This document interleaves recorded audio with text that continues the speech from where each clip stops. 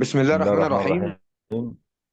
بسم الله بدأنا وبه استعنا عليه اتفضل. توكلنا والصلاة والسلام على أشرف الخلق سيدنا محمد عليه أفضل الصلاة والسلام. النهاردة اليوم السادس لدبلومة مدربي حراس المرمى، مع الدكتور والبروفيسور دكتور إبراهيم البطل. اتفضل يا دكتور. السلام عليكم جميعا. سعيد بتواجدي معاكم الفترة اللي فاتت والأيام اللي جاية إن شاء الله تبقى أيام سعيدة علينا كلنا، ونبقى أدينا رسالتنا وجاوبنا على كل الاستفسارات، سواء اللي أنت بتفكر فيها أو اللي أنت بتبوح بيها لينا. فالحمد لله رب العالمين. كان امبارح كنا عارضين المدرسة الفرنسية، وحد ما أنا آسف بس الأسماء أتذكرها اللي كان كلمني فيها، إن هي مدرسة نمطية تقريبا، محمد حمام اللي كان كلمني. ف قلت له إن شاء رب العالمين هنعرض المدرسة الإيطالية. إحنا دايما بناخد اللي يفيدنا إحنا، ونعمل لنفسنا مدرسة كعرب وكمصريين. المدرسة الفرنسية بتهتم بالستايل، بالتكنيك، بتهتم بحاجات وجزئيات صغيرة، فيها ناحية جمالية. والفرنساويين معروفين في كل حياتهم بيدوروا على الناحية الجمالية في كل شيء، في أكلهم، في شربهم، في لبسهم، في أدائهم لأي حاجة. المدرسة الإيطالية معروفة إن المدرسة دشنة، مدرسة قوية بتعتمد على القوة وعلى المهاجمة. ككورة كفلسفة هي بتدافع، بس الكلام ده كان زمان. لكن انا بتكلم على لما انا بدافع انا بهاجم، يعني بهاجم، بضغط على الكورة وعلى اللي معاه الكورة دايما، بما فيهم حراس المرمى. فهنبدأ شغلنا النهاردة بعرض المدرسة الإيطالية. بس قبل ما أعرض المدرسة الإيطالية، ليا جزئية بس عايز أعلق عليها. الناس اللي كتبت الوحدات النهارده تكتبها ازاي؟ خلاص احنا ادينا فايل وعرفنا ازاي نكتب الوحدة. التمرين اللي بعمله كام تكرار وكم مجموعة والزمن بتاعه. الحاجات دي كلها كان نفسي الناس تهتم برضو زيادة. يا جماعة يعني انا في ناس اخوات صغيرين موجودين، وفي ناس انا اعتبر والدهم يعني فرق السن. انا خايف عليك. انا النهارده بدي عندي امانه، وانت من ضمن الامانه ديت. فلما بديك حاجه زي ديت اديها لك عشان تشتغل بيها.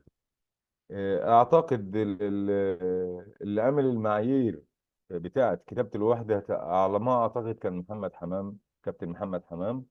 هنعرض بعد كده الواجبات. وبعد الواجبات يعني بعد مثلا هنعرض الواجبات، وبعد الواجبات هناخد الكرة الجانبية المتوسطة بكل حالاتها، وهنشتغل هنعمل عليها فيديوهات ورسومات متحركة على الأداء في التطوير. التعليم زي ما قلنا بنتكلم في التعليم على نقاط فنية. فالمحاضرة ممكن تكون طويلة النهاردة، ممكن ما نخلصش كلها وبكرة نكمل. آه، بعد بكرة هيبقى في محاضرة، هنحاول نعمل محاضرة على التواصل. ازاي يبقى انت كمدرب من بره في تواصل بينك وبين خط الدفاع والحارس بتاعك، ازاي الحارس بتاعك يدير المباراة. فلازم يكون في تواصل بينه وبين الناس. انت كمدرب التواصل مع المدير الفني يبقى ازاي، مع بقية الجهاز كجهاز فني، كجهاز إداري، كجهاز طبي. ازاي تتعامل مع الإعلام، ازاي تتعامل مع أولياء الأمور وانت في المرحلة ديت. لأن أكبر صداع موجود في مرحلة البراعم هم وأولياء الأمور، اكتر من الفئات السنيه. فالحاجات دي كلها محضرينها وهنشتغل عليها ان شاء رب العالمين، بتعليمات من الدكتور محمد. ان شاء الله اخر الدوره عندنا يوم الخميس، والجمعه راحه، وبعد كده الامتحانات اللي هتتبعت لكم زي ما هو اتفق معاكم على يوم السبت. فان شاء رب العالمين عندي امل ان الكل يجيب فوق 90%، وياخد الشهاده بتاعته ويبقى موفق في مشواره اللي جاي ان شاء الله. هنبدأ في عرض المدرسة الإيطالية دلوقتي، وبرضه هنبدأ لو في أي حاجة هنعلق عليها. ولو في حد عايز يعلق بعد الفيديو ما يخلص، اكتب عندك في النوت اللي قدامك، وده لازم يكون موجود. انت ماشي على طول بالقلم. انا ما بقعدش في اي مكان، ومعايا الدفتر بتاعي انا بسجل فيه كل حاجتي. حتى لو حد سالني سؤال سجله، وبرجع عن نفسي تاني في اللي انا قلته وفي اللي انا بحضره. قاعد ساعتين عشان احضر باوربوينت، اضيف عليه بعض اللقطات وبعض الحاجات علشان اعمل شغلي. آه، الحاجات الوجبات اللي انتم بعتوها، قاعد بجهزها وبعمل لها فايل علشان يبقى موجود عندي باستمرار. فالاهتمام بالشغل نص النجاح، وبقيه التنفيذ النص التاني. لو انت شاطر وبتنفذ صح وما بتكتبش وما بتعملش وما انتش ماشي حسب المعايير، هتبقى مدرب 50%. لكن الاهتمام بكل جزئيات، ورقه وقلم، قبل التمرين واثناء التمرين وبعد التمرين، وتشوف ايه اللي ناقصني وايه اللي عملته، هو ده اساس النجاح. بسم الله الرحمن الرحيم. نتوكل على الله ونشغل الفيديو ونشوف ايه اللي بيحصل في المدرسة الإيطالية غير المدرسة الفرنسية واللي احنا شفناه فيه.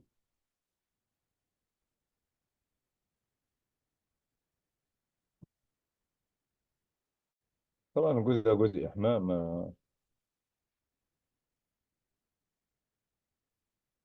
راجل مدرب أكابر، يعني مدرب فريق أول، بيشرح التمرين. يعني هو يعني بيحضر للتمرين بتاعه ايه اللي هيحصل فيه، والمفروض انت هتعمل ايه كحارس مرمى.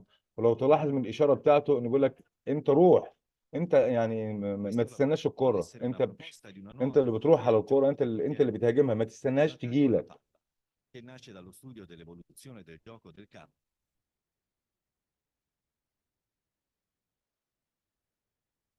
حد يتشبه على الحارس الصغير البرتقاني ده؟ أيوة.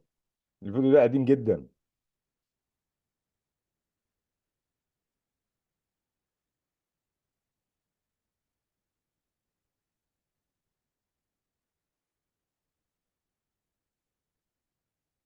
الحارس الشاب اللي لابس فينا برتقاني ده يا جماعة، الفيديو ده قديم زي ما قلت لكم. ده زنجة. هنا بيجيب لك اسلوب لعب.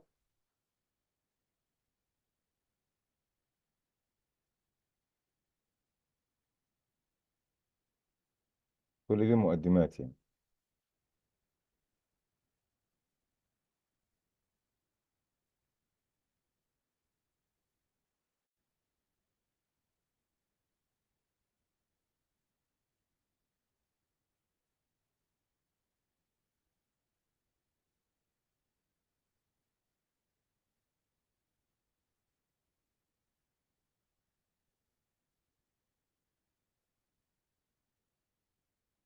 في أزمنة.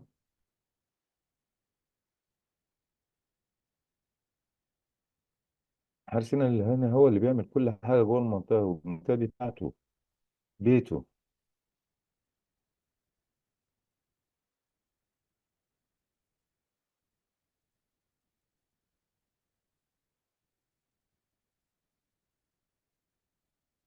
هو اللي داخل بيها.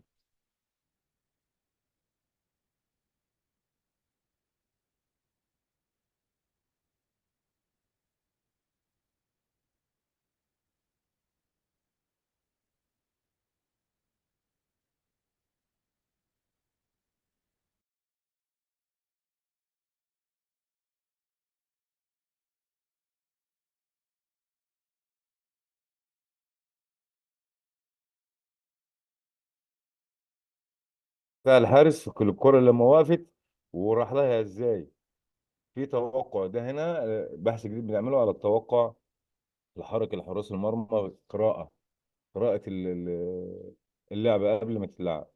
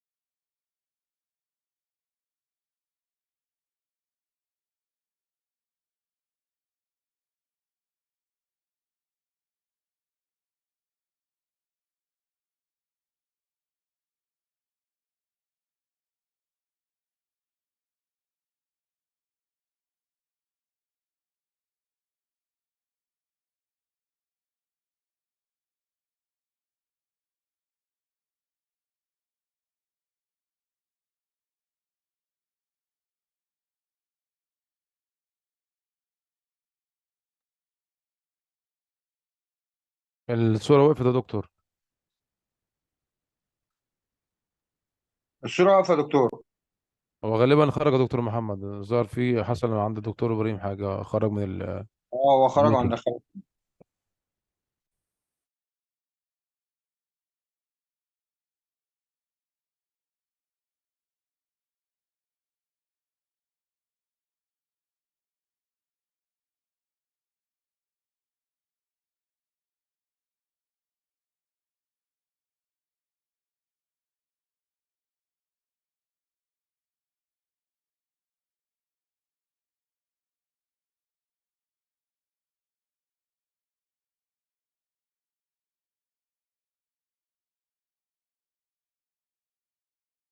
تمام كده يا دكتور.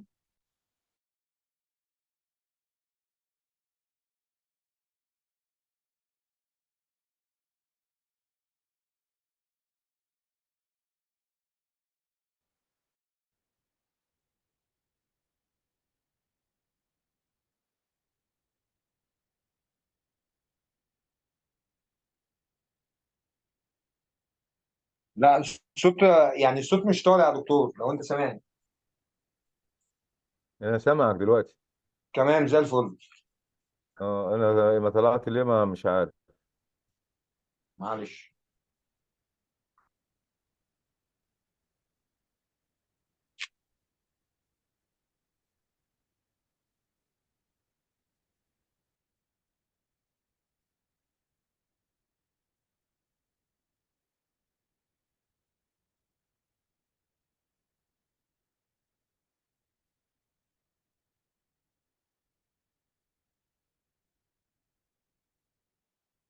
كده الفيديو شغال يا دكتور؟ كده يا دكتور الفيديو شغال. تمام. كنا عايزين نعلق بس على على اللقطة اللي فاتت ديت.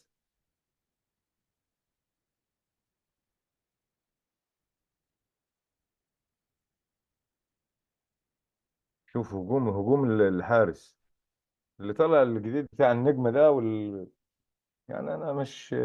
شوف الحارس. هو اللي بيروح الكورة، مش الكورة هو اللي بيروح الكورة. مش مستني اللاعب يجي له بالكورة او الكورة هي اللي تجيله. لو اعتمد على المدافع هنا، هيجي له انفراد. ممكن يجيب جون، هو يضيعها بقى بظروفها او ياخد بلانتي. شوف الحارس واقف فين، عامل لك الدايره عليه فين. كل دي تمركزات احنا محتاجين ان احنا نعلم ولادنا عليها.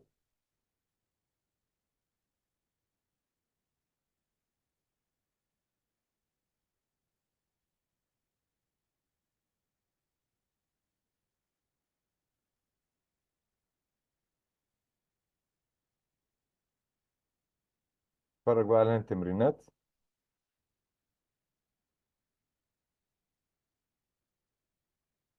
عايز اقف هنا شويه. الكوره دي بالذات انا متعاد، انا رجعت الفيديو تاني.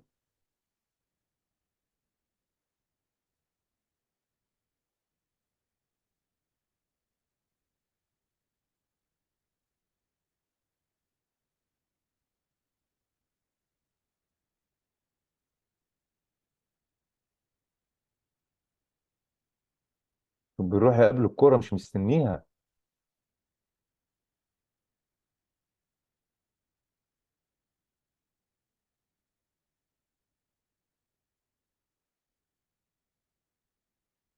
شوف الحارس رايح ازاي يا جماعه.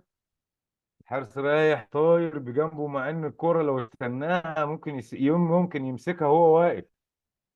جايه في صدره وهو واقف، هتعمل بند في الارض يمسكها وهو واقف. لكن هو هنا هاجم الكوره. هاجم الكوره راح بيها طيران، عشان ما يديش فرصه للمدافع للمهاجم انه يشترك معاه.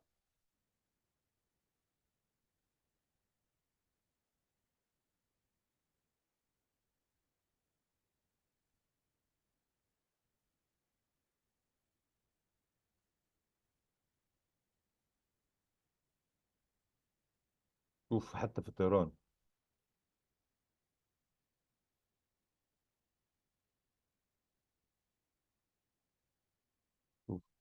شوف بيهاجم، هو اللي بيروح للكوره، هو اللي بيقابل الكوره، مش بيستنى لما تجيله.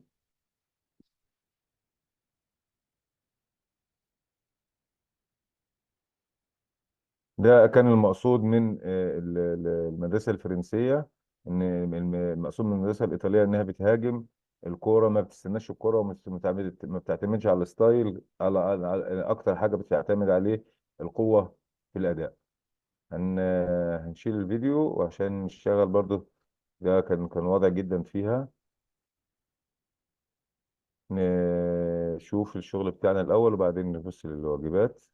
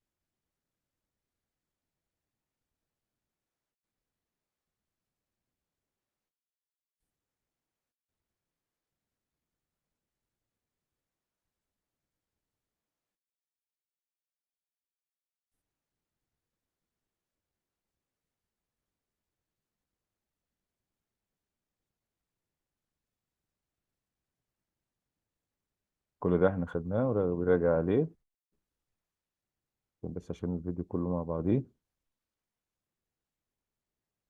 اتكلمنا هنا على بداية الهجوم باليد، وضفناها على مع المهارات الدفاعية اللي خدناها كلها، على أساس إن هو بعد ما يمسك الكورة بيتصرف فيها إزاي وهي في إيديه.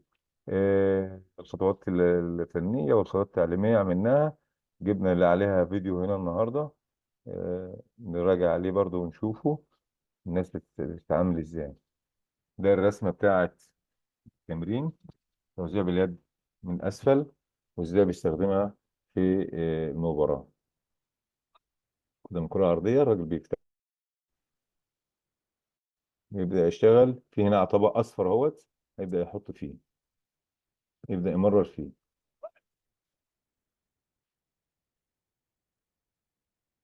ده وضع التمرير من أسفل.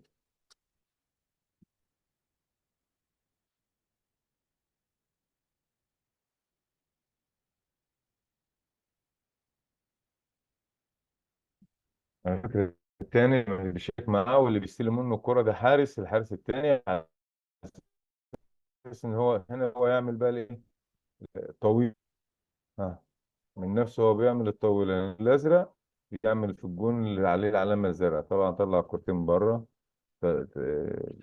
التظبيط بتاعه ما كانش كويس.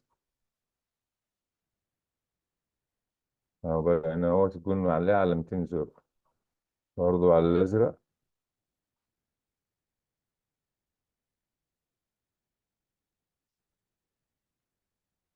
ده حارس مرمى المنتخب السويسري. بدأنا يوزع بالرجل على الابعد. دي الكرة يا شباب، اللي هي بالارض، ودي الطايرة. هيعمل لك دلوقتي اللي هي بتبقى اللي هي بيستخدمها البرازيليين دي اكتر يعني. دي نص طايرة.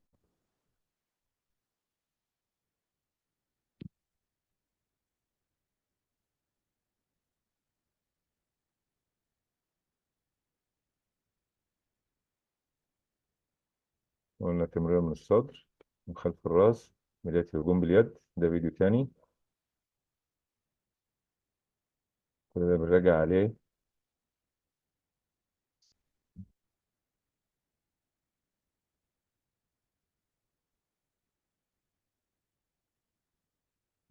ده اللي بتبقى فيه التقسيمة ال 20 دقيقة اللي بيعملها المدرب معاك.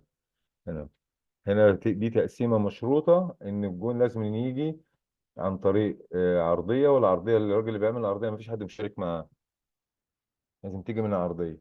هياخد الكرة ويبدأ بإيه؟ الهجمة من على الجناب. مرة من على اليمين ومرة من على الشمال. هو بيشارك العالية ويبدأ هجوم من الناحية التانية.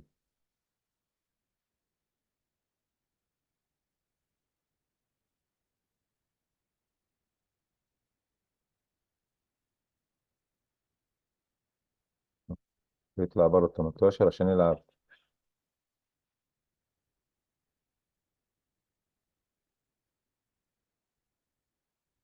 على فكرة دي مهارة من المهارات اللي انت لازم تديها، بس دي في المستوى التاني، لكن انا جبتها لكم عشان احنا اشتغلنا فيه. نتكلم على الكرة الجانبية الأرضية، ده اللي احنا خدناه. ده خدناه. الارتماء على الكرة الجانبية المتوسطة. هنتكلم في الكرة الجانبية المتوسطة اللي هي النقطة الفنية بتاعتنا، اللي احنا دايما بنعتمد على الله ثم عليها في حته التعليم. ثلاث حاجات اللي اتفقنا عليها في البدايه خالص: وضع الاستعداد والنظر على الكوره والتحرك نحو مسار الكوره. يعني لازم اكون انا متمركز على خط مستقيم مع الكوره. بعد كده احنا بنقيم الوضع الامثل للطيران. هل ان انا هاخد من غير ان انا اعمل رجل الارتقاء، يعني رجلي ثابته وبروح يا دوب الكره على قد المستوى بتاعي اخدها وانزل، ولا بعيدة هعمل ارتقاء قوي اروح فيها بطيران، ولا هاخد خطوة وبعدين اعمل الطيران. كل ده بيبقى متوقف على مكان الكرة نفسه وسرعة الكرة. لو الكرة قريبة وسريعة مش هيمديني ان انا اخد خطوة، فلازم ان انا اعمل التراي من مكاني. اعمل اخد التراي العالي من مكاني من غير خطوة. لو بعيدة بناخد خطوة واعمل التراي، او اخد لو بعيد اخد من بعيد، ممكن اخد خطوات جانبيه، مش خطوات، يعني خطوات مش خطوات جانبيه عاديه. الايد نفس كما احنا اتكلمنا على الايد والحرف الدبليو من فوق، هيبقى نفس الشيء، هيبقى من على الجنب. انا لما بروح بقى عندي حلين: يا اما بمسك يا اما بضرب زي ما عملنا في الكوره الارضيه. الطيران اللي ماسك الكوره من ايد المدرب ده كبدايه في التعليم، وبعدين من الحركه هيبان بقى دلوقتي في الفيديو ده.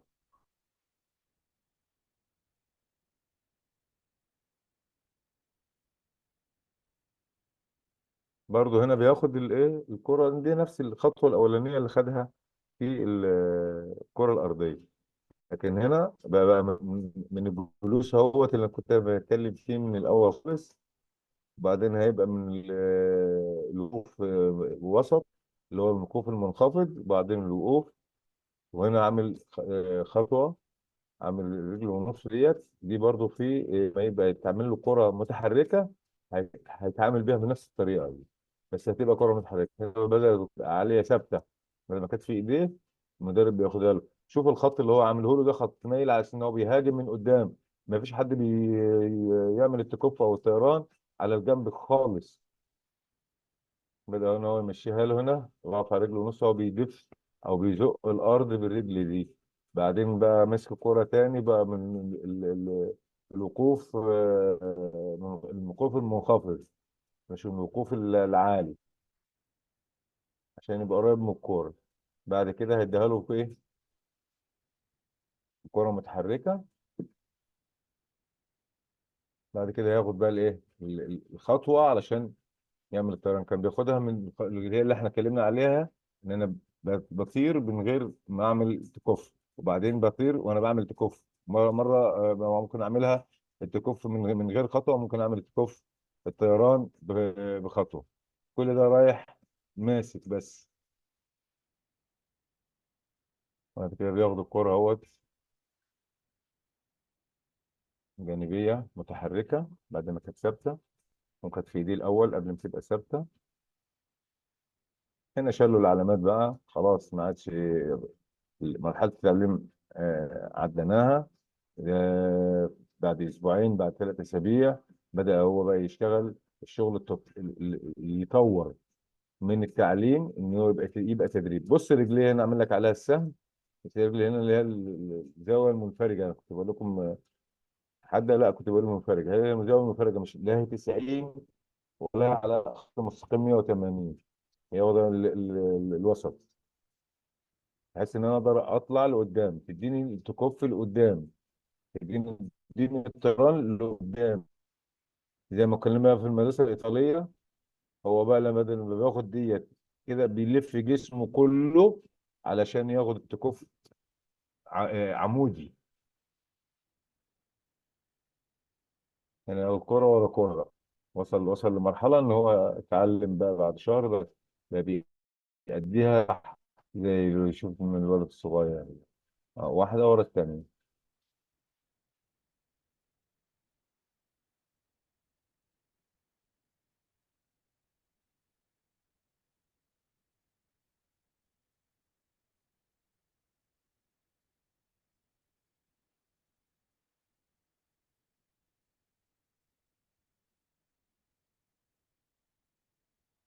شفتوا الخطوات ديت يا يا شباب؟ أحب أرجع ليها تاني، عشان ديت برضو من ضمن التعليم، هي الخطوات اللي هو هيأديها. شوف لما هو خد رجع ازاي. في حراس وانت شغال معاهم في التمرين حاجه مدينك ظهرهم وجاري على على المرمى. لا، خلي لازم التعليمات للحارس صدري للمرمى على طول، انت عينيك شايفاني على طول، قصدي صدري للملعب على طول، وعينيك شايف المدرب شايف اللعيبه. اوعى تدي ظهرك للملعب ويدي وشك للمرمى نهائي، نهائي.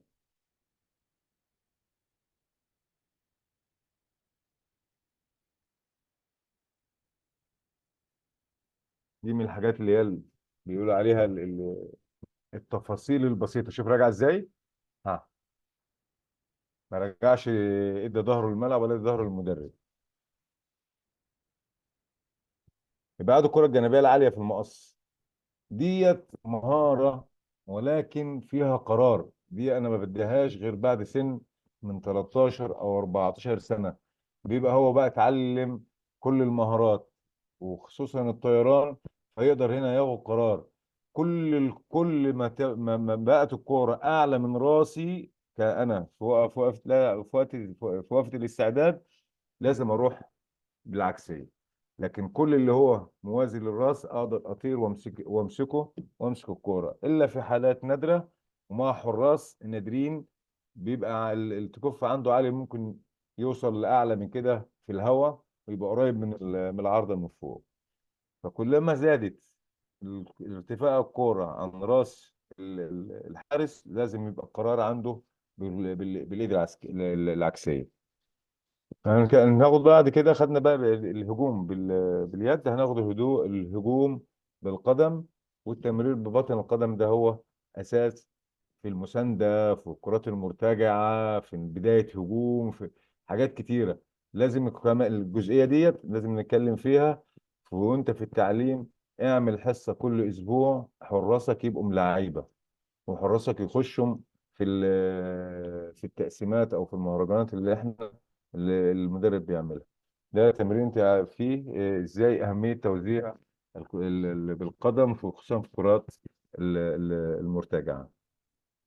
المرتجعه اللي هي المدافع بتاعي مزنوق فيها، ويبدا هو يسند على المسانده. طبعا ده رسم التمرين. بعد كده ده انت كمدرب بترجع الكوره في لاعب تاني بيهاجمه، ببدأ أنا باصي. عندي برضو أهداف أنا بمرر فيها ببطن رجلي.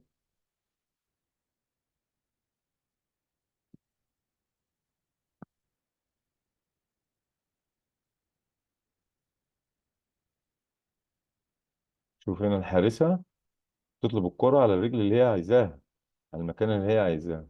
وادي التمرير الطويل، ده من ضمن المهارات اللي احنا نحب ان احنا تبقى موجودة معانا.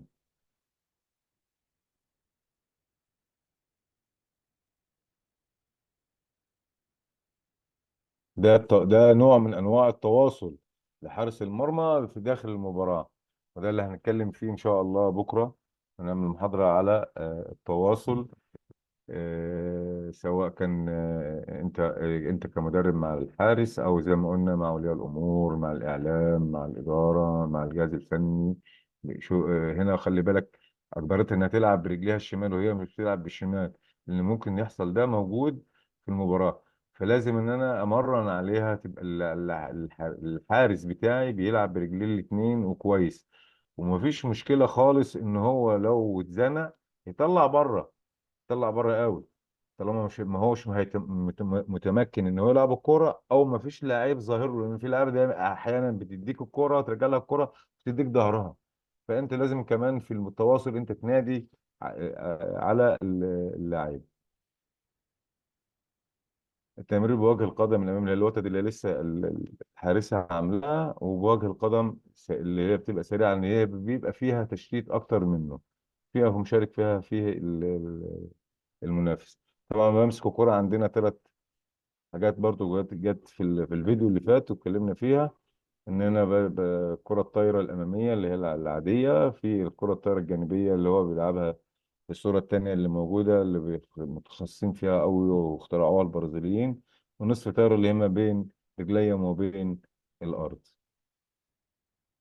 اتفرج على الفيديو ونشوف تنفيذ الحاجات دي بيتم ازاي.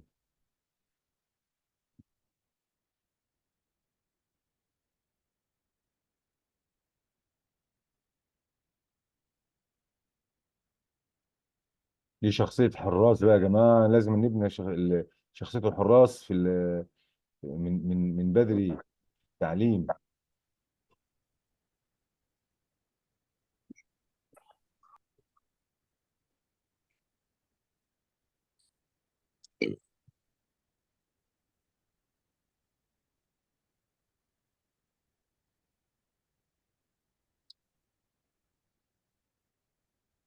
شوف شخصية البنات في كرة القدم، يعني كتيرة ما بنلاقيهاش في لعيبة.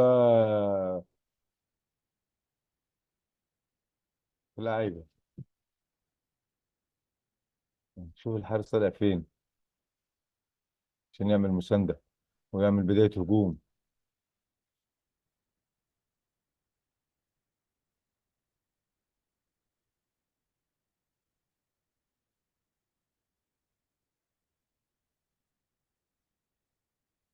فعنده كام، شوف اللعيبة عنده كام قرار ياخده. اللعبة نفسها في وعي تكتيكي. عشان كده بيقول احنا في تكتيك في حراس المرمى كده في المستويات العليا. وانا عامل محاضرة في الاتحاد الافريقي على مسؤوليات حارس المرمى وإدارة المباراة كأول خط هجوم وآخر خط دفاع. طبعا ده في المستويات العليا، وده فيديو منهم يعني. شوف تحركات اللاعيبة، بتعمل مربعات ومثلثات، وشوف الصوت المايلة. حارس المرمى هو اللي بيدير، حارس المرمى هو اللي بيدير المباراة مش المدير الفني. وعلشان كده احنا بنحضر المحاضرات بتاعة المدير الفني، رغم ان انت بتدي للحارس بتاعك كل التعليمات وانت اللي بتدربه طول الاسبوع، ولكن بنحضر احنا كمدرب وحراس مرمى محاضرة المدير الفني اللي قبل المباراة، علشان انا اللي هدير، انا كحارس مرمى انا اللي هدير واعرفه لو في حاجه جزئيه انا ما اتكلمتش معاه فيها، الاستراتيجيه اللي الفرقه بتلعب بيها باي طريقه، وهتنفذ الطريقه دي باي خطط.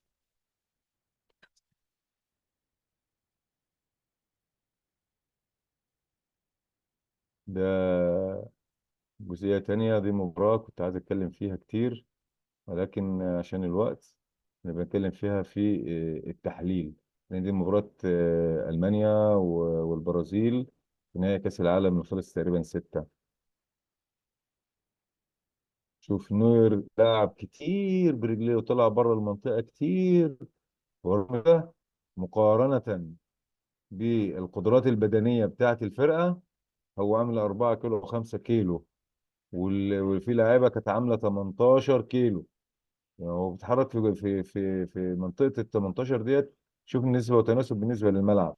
فاحنا بالنسبة للتحمل، كعنصر تحمل، انا دايما اقول احنا مش محتاجينه، يكفي شغل الإحماء والبرازيلي والجري في الإحماء الجزء الأولاني ده، هو ده بيجيب لنا التحمل. لما نشتغل أقصى حاجة بالنسبة للقدرات البدنية لحارس المرمى، الأهم فيها حاجتين: القدرة، وهي القوة الموازية بسرعة علشان يطلع اقصى قوه في اقل زمن ممكن مساوي للكوره. وتاني حاجه ردود الافعال. ردود الافعال دخل بقى في ردود الافعال حاجه اسمها التوقع. دي خبرات شخصيه انت بتديها له، هو بيمر بيها في مواقف لعب كتيره، ويجي يقول لك انا كان المفروض اعمل كذا وما عملتش كذا. دي خبرات، دي اللي هي بنتكلم فيها دلوقتي، وبحث جديد بنعمله عن التوقع الحركي وردود الافعال لحراس المرمى. وخصوصا دلوقتي ان احنا بقينا بنشتغل يعني كجماعه كفريق، مش يعني الاول كان كرة القدم 3 خطوط، النهارده 4 خطوط. حارس المرمى بقى خط لوحده، غير خط الدفاع، غير خط الوسط، غير خط الهجوم. واحيانا في طرق اللعب لما بتتعمل في حالات الهجوم بتبقى خطين، واحيانا بتبقى 5 خطوط في حالات الدفاع.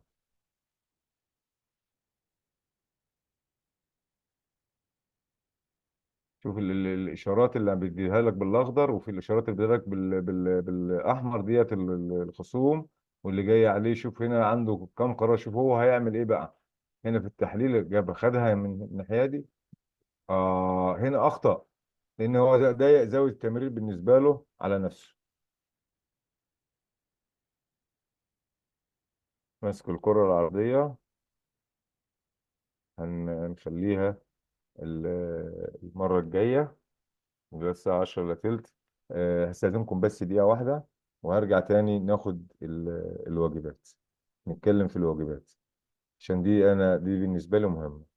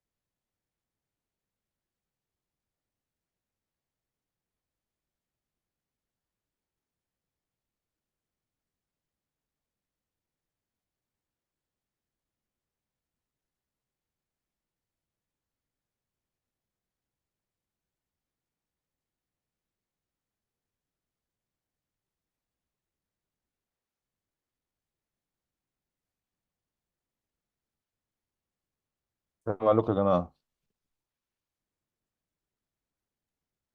السلام ورحمة الله وبركاته. كابتن ياسر محمود، افتح المايك. السلام عليكم يا دكتور، مع حضرتك يا دكتور.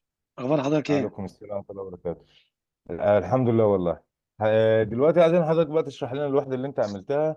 وزي ما قلت انا في البدايه، كان نفسي ان احنا نكتب الوحده زي ما عملنا التسطيره بتاعتها، ونكتب المجاميع والتكرارات والازمنه والحاجات دي تمام كلها. يا دكتور. هو بس ان شاء الله امبارح المره حضرتك، الجايه. امبارح بس خدنا وقت على ما عرفنا ندخل عشان كان في مشكله في البرنامج، فكنت عديت اللي صحيح. حضرتك قلته التقسيمه يعني. وللاسف ما مم. سعفنيش الوقت ان انا اراجع تاني المحاضره اللي الدكتور محمد نزلها. فاكيد لو تمام. كنت تابعتها كانت هتبقى مكتوب بنفس الصيغه يعني. بس انا تمام. اكيد اللي يهم حضرتك انك تعرف يعني احنا بننفذ الكلام اللي حضرتك قلته ولا لا. فالوحده طبعا زي ما انا كاتبها قدام حضرتك، الهدف انا الرئيسي اللي اللي هو يهمني ان انت تبقى عندك المعلومه اللي بيها تغير من نمط شغلك اكيد اكيد للاحسن. طبعا. ده اللي هيساعدني، زي بالظبط انت كمدرب لما ابنك كحارس توصله لمكانة حلوة فبفتخر بيه واقول ده انا نجاح ده ليا كان طبعا من كمدرب. احد ولادي اكيد والحاجات دي كلها. فهي دي اكيد. الحاجة اللي هتساعدني انا، اللي بتساعدني انا. سعادتي هتبقى زيادة لو الناس حتى اللي كانت موجودة التزمت بيها. على فكرة المحاضرة اللي انا بجهزها والله بقعد فيها اكتر من 3 ساعات و4 ساعات. يعني برضو تمام. بتاخد مني وقت، بس انا عندي امانه لازم انا اديها. نفس الشيء تمام يا دكتور. بحاول. يعني انا احيانا والله ببقى، يعني مش عايز اقول لك مثلا ايه عشان بس ما حدش يفكر حاجه. احيانا باخد حد معايا يسوق علشان اشتغل وانا قاعد في العربيه لما يكون ورايا حاجه تمام يا مهمه. دكتور. تمام يا دكتور، ربنا يعينكم. طبعا ده ف- الموعود من حضرتك يعني، بس والله فعلا احنا دخلنا فعلا متاخر امبارح، فكان فاتنا الجزء بتاع هيكل الوحده التدريبيه والازمنه والكلام دوت. ما لحقناش نراجع المحاضره بعد ما الدكتور محمد نزلها يعني. بس هو عشان اوضح. الوقت برضو كابتن ياسر خلاص تمام. وصلت تمام. المعلومه. عايزين نتكلم بقى في تمام. في الوحده حضرتك عاملها. هو الوحده زي ما حضرتك موضح قدام الاحماء. حضرتك الإحماء طبعا برضه بيكون عبارة عن لعبة صغيرة مع تمام. الثلاث حراس الموجودين مع المدرب. بتخدم المهارة، وفيها إحساس، يكون فيها إحساس عالي بالكرة، وبتخدم المهارة اللي إحنا هنشتغل عليها يعني. يكون تمام. فيها عنصر الترفيه والتشويق وكده يعني. تمام. فالخطوات التعليمية المهارة اللي بنتكلم عليها اللي هي التعليم الإمساك بالكرة الأرضية الجانبية. فأنا تمام. حبيت إن أنا في الشرح، إن أنا طبعا بدي فكرة للحراس على المهارة نفسها، شرح نظري الأول، وبعد كده تمام. بقسمها لهم طبعا بالطريقة اللي إحنا بنحبها، على مراحل: واحد، اثنين، ثلاثة، أربعة. وبنبدأ نعمل دمج الواحد مع اثنين مع ثلاثة، مع التكرار وتصحيح الأخطاء. بيبدأ هو يعملها بطريقة آلية يعني. فهبدأ، بس تمام. بدأت من وضع الجلوس الطويل. وضع الجلوس تمام. الطويل اللي هو الولد قاعد على المقعدة والرجلين مفرودين، وبحاول ان انا بدحرج له الكوره شويه، وبينزل ناحيه اليمين او اليسار. مع التصحيح بقى وضع الكفين خلف الكره، والكونتاكت بين عينيه وبين ايديه، يكون في تواصل بين عينيه وايديه، ويكون في ميل لقدام. طبعا في حراس كتير اللي أوقات بيناموا لورا او على ظهرهم او كده، فبنكون حريصين على الموضوع ده. مع التكرار لحد ما يعرف آلية الارتماء او الفرش على الارض مع الكاتش والكوره. بعد ما بيبدا يتقن المرحله دي، ببدا احاول اطور شويه، ان انا ايه، ببدا اعمل له الوقوف على الركبه، مش الجلوس. لان لو عمل البوزيشن ده من وضع الجلوس، ان هو قاعد على المقعده، على الركبه والمقعده، فهيبقى صعب. الوقوف على الركبه، حضرتك يعني يعني اللي هو وضع الجسو، اللي هو الجسو، وضع الجسو. واقف على ركبتين. بالظبط. لان طب في اولاد بلاش ركبتين عشان احنا اتكلمنا فيها قبل كده يا كابتن ياسر. علشان اه الولد في السن ده بتبقى الغضاريف عنده يعني ده يستخدمه مع السن الكبير اللي اه النمو بقى عنده بالظبط. عالي والأربطة قوية والحاجات دي كلها عشان ما نجيبلوش إصابة، وخصوصا هو في مرحلة نمو. فاحنا تمام. ممكن نعمل اللي هو وقفة الاستعداد اللي هي الوقوف المنخفض زي ما ما حصل هو في الفيديو اللي احنا. تمام يا دكتور. انا بس حبيت ايه يعني، انا حضرتك لو ملاحظ، انا عامل ده سن 10 سنوات. فموضوع الهدف بس ان انا بطور من حته الجلوس الطويل، ان هو يقف على الركبه. وطبعا زي ما حضرتك بتقول، لو فيها اي خطوره على الولد يبقى بلاش تخطى المرحله دي. لان المرحله الثالثه عندي اللي هي هيبدا يوم يقف، وقفه الاستعداد، اللي هو يعني ايوه، ما هو كل انا مدى اللي هي بتطور نفس شويه. وقفه اللحب المقصوده يا كابتن ياسر. طبعا مم. الكلام للكل اللي هو بدل مم. ما يبقى واقف وقفه الاستعداد ينزل بالمقعده السن تحت، اللي هو يقرب من الارض. يبقى قريب، يبقى ايوه يقرب يبقى من قريب من الارض، الارض. بالظبط اسمها بالظبط. وقوف منخفض. وقوف منخفض. بالظبط. تمام يا دكتور. تمام. اللعبه حضرتك اللي انت عاملها عامل 4 بيارق ال... باربع اه اهداف، والحارس بالظبط. جوه الاهداف، تمام. واللي بره بيعملوا تمرير ويجيبوا جون وهو بيتحرك وينزل على بيحاول الجنب شمال ويمين. دي بالظبط، اللي هو اللعبه. حاجه تخدم المهاره اللي احنا نبدا نشتغل عليها يعني. دي اللعبه. تمام. بالظبط يا دكتور. والالعاب احنا تمام. احنا احنا احنا ذكروني بس. الالعاب اللي احنا عرضناها امبارح ولا اول امبارح؟ امبارح يا دكتور، اتعرضت امبارح. امبارح. يعني مم. حضرتك الالعاب وشفت الفيديوهات بتاعت الالعاب. شفتها يا دكتور. يبقى معاك اللي بقى برضه شفت التسطيره بتاعت الوحده. سامحنا لا انا الالعاب لا يا دكتور، اتمنى شفت. اتمنى احنا المره الجايه احنا يا شغل دكتور، شغل عالي. يا دكتور اتفضل. ابراهيم، انا داخل على اللعبه اقسم بالله، اول ما دخلت داخل على الالعاب الصغيره، ودي كانت في الاخر اتوقع بعد الزمن، اه بعد تسطيره المحاضره، وحضرتك رجعت ممكن بالمحاضره. ممكن ممكن الالعاب جت بعدين.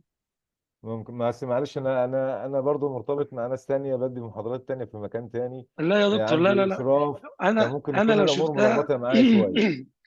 انا لو شفتها كده اعمل اللي حضرتك عايزه.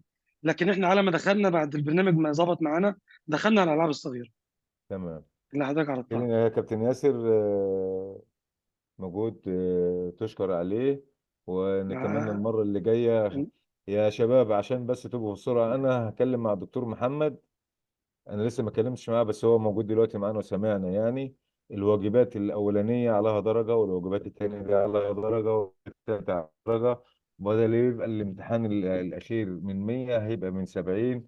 وال طبعا يا 30 دكتور. درجه دول هتاخدوهم. الله يخليك يا دكتور محمد.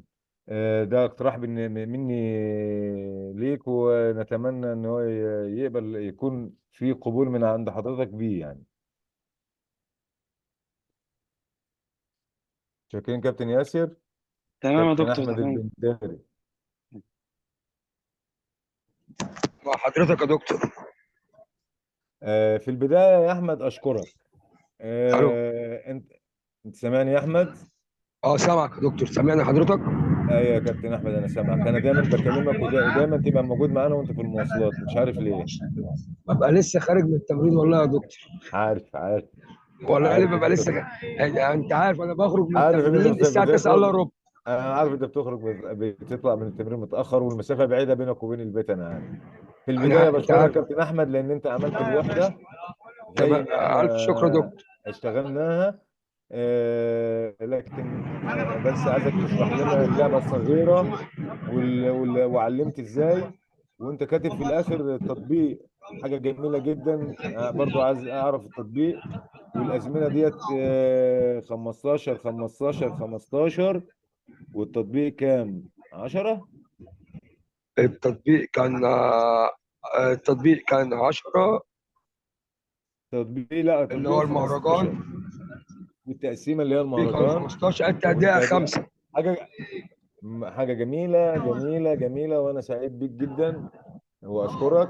ربنا يخليك يا عايزك دكتور. بس في عجالة كده دقيقتين، تشرح لنا اللعبة والجزء التعليمي.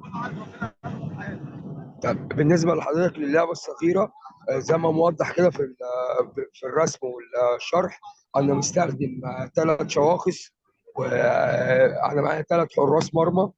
فالحارس عامل انا مثلث الشواخص. أهو، شواخص على هيئة مثلث. على شكل مثلث. هو بثلاث مرمات. بمرمى، لا مرميين بس يا كوتش، مش 3. انا اوكي. بستخدم مرميين دلوقتي. يعني اللعبه بستخدم تمام. مرميين، بعمل الاثنين بره بيعملوا باص دبل باص مع بعض. والجون اللي واقف بيحمي، بيتحرك تحركات جانبيه عشان يقفل زوايا التصويب على المرمى. تمام. ده اول حاجه ده اول هدف في اللعبه. الهدف الثاني ان هو يقدر يعمل ارتماء جانبي ارضي على الكره لو طولت من اللاعب او اثناء الباص. يهاجم الكرة وهي بتتمرر من لاعب للاعب. بالظبط كده يا دكتور. تمام. التعليمي دخلت فيه ازاي؟ التعليمي احنا طبعا بعد ما عملت اللعبه بدات معاهم من وضع الجلوس، مش وضع الجلوس، الوقوف اسفل الجلوس اللي هو مش وضع الاستعداد، لا الجلوس اللي هو كان لتحت شويه، الكور اهدى ثابته. شوية. كابتن أحمد، أنا عارف أنت مدرب كويس، وشفت شغلك قبل كده، وأنت كنت معايا في دورتين قبل كده.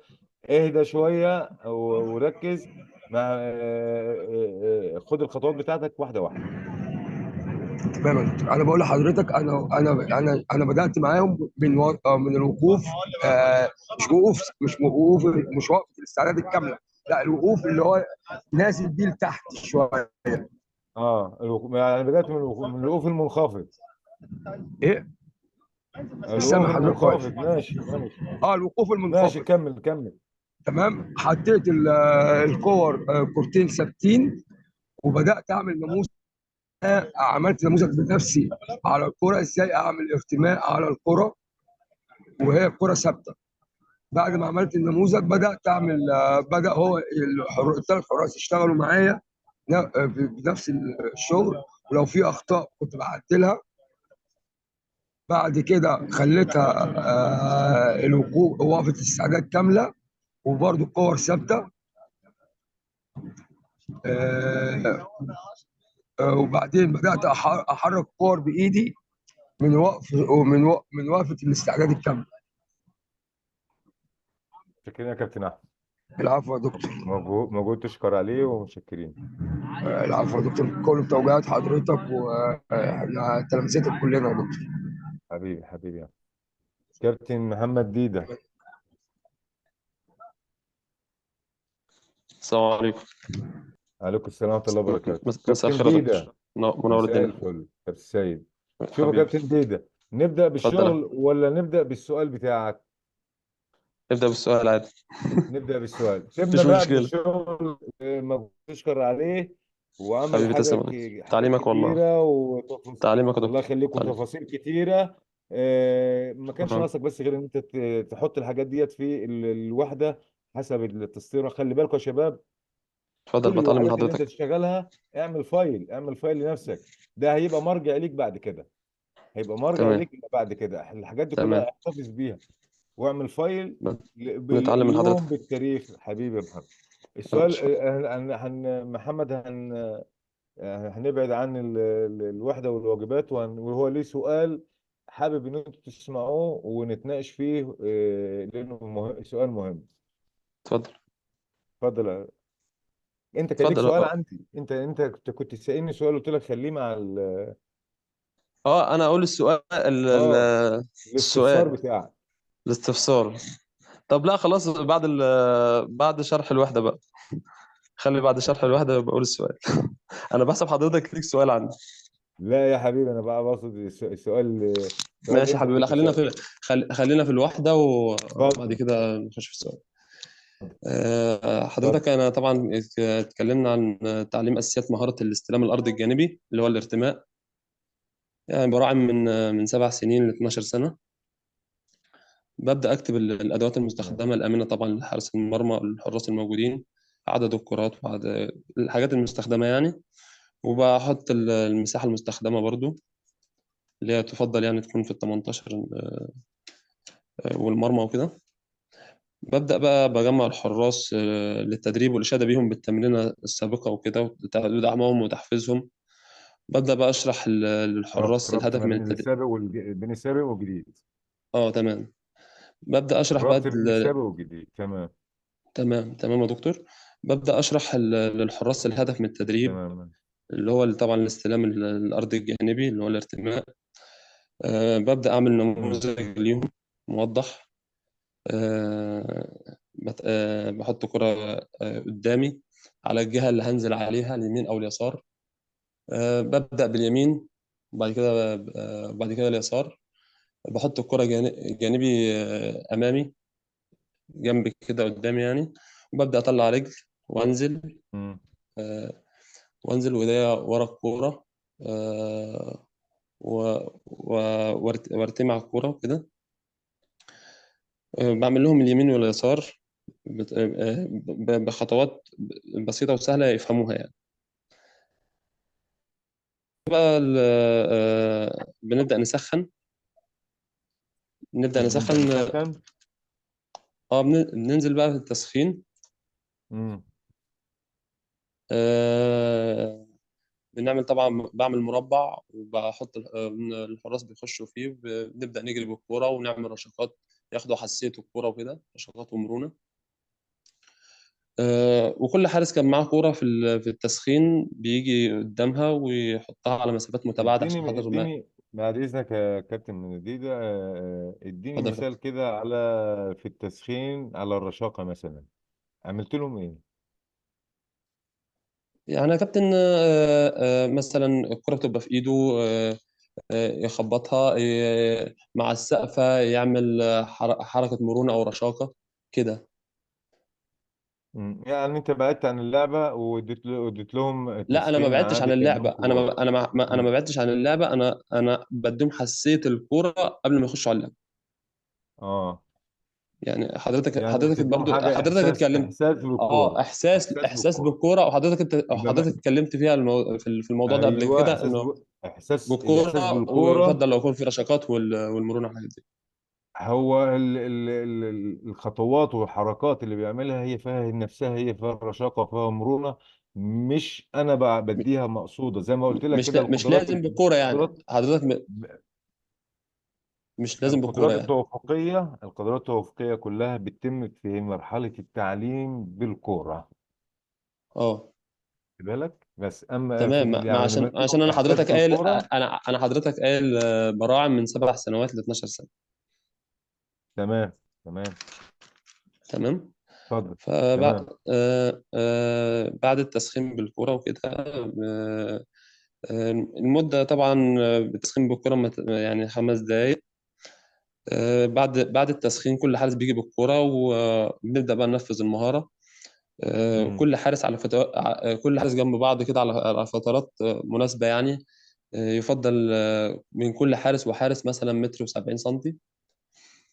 بيبدأ الحارس يضع الكرة مثلا على يمينه. أنا كنت كاتب في الورق إن هو يبدأ بالجلوس على الركبتين، بس حضرتك لسه موضح دلوقتي النقطة دي، إن هو غلط إن هو يضع ركبته لا، مش كده. لسه، انا الليله المره اللي فاتت، بس انا كررتها تاني لما اتحصلت. اه، انا برضو انا قلتها في المحاضره. دخل المره اللي فاتت، في حاجات كتيره فاتتني فعلا في المحاضره. لكم عذر. المحاضره كانت بتخرج كتير يا دكتور. لكم ف عذر. لا، في ناس حتى بعد على الجروب اهيت، لو الدكتور محمد معانا وسمعنا يشوف اه في اتنين تلاته هم اه باعتين المحاضره المره وورد اللي ومش فاتت عارفين طلعت كتير، يخش. فما عرفناش ما عرفناش، وبعدين دخلنا متاخر كمان. مم. دخلنا على كل حارس بيضع الكرة يمينه. بيبدأ طبعا بيعمل وضع الاستعداد. احنا بقى نشيل موضوع الركبة ده. مم. يعمل وضع الاستعداد السليم الصح، وهو بالانحناء، انحناء خفيف في الركبتين. بس بس في الوضع ده هننزل شوية بالركبتين، ننزل شوية تحت. ويبدأ الحارس طبعا مع سقفة من المدرب أو إشعار من المدرب يعني، بإشارة. أو مم. بإشارة من المدرب. يبدأ يتحرك رجله ناحية الكرة، واتجاه جسمه ناحية الكرة، وإيده تنزل على الكرة، ويبدأ بالارتماء. يعمل يمينا ويسارا. آه، بعد كده بقى المدة يعني لا تتعدى ال10 دقائق في التعليمي. ونخش بقى بنخش على اللعبة اللي حضرتك كنت عارض ألعاب المحاضرة اللي فاتت. فأنا عملت واحدة منهم في اللعبة، اللي هي مربع، ويكون فيه 4 حراس خارج المربع وحارس داخل مم. المربع. كل ال4 حراس بيسلموا بعض، والحارس اللي في المربع بيحاول الإمساك بالكرة. آه، فدي هي دي اللعبة. وأنا حاطط وضع مدة 15 دقيقة حد أقصى. شوف يا سيد، انا عايز اقول لك حاجه يا عرب. اه يا حبيبي اتفضل. بص يا كابتن، اتفضل يا كابتن. عندك اتفضل يا كابتن. معلومات كتيره. انت عندك اه معلومات كتيره ومهتم زياده عن اللزوم. انت عارف بالظبط زي العروسه، هي اصلا حلوه، فعايزه ميك اب بسيط، فراح حط لها ميك اب تقيل يوحشوها. فانت عندك معلومات كتيره، وعندك خبرات شغلت بيها، وعايز تطلع كل حاجه هونا هونا. يعني دايما اعمل الحاجه على قد المطلوب بس. يعني انت عملت حاجات كتيره، واتكلمت في حاجات كتيره، وضفت حاجات كتيره، حاجه جميله. بس انا عايزك يبقى الامور كلها بالنسبه للبراهين كمان تبقى ابسط من كده شويه.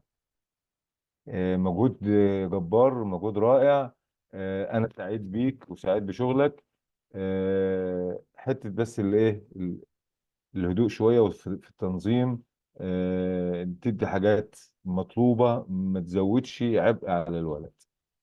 متشكرين يا كابتن سيد، بس انا ليا سؤال بعد اذنك. تليفونك 0100 ولا 010؟ الو.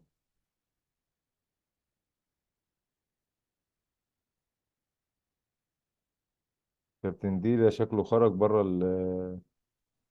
لا يا حبيبي، مع حضرتك مع حضرتك. هو ايوه يا المايك حبيبي. المايك وقف لوحده.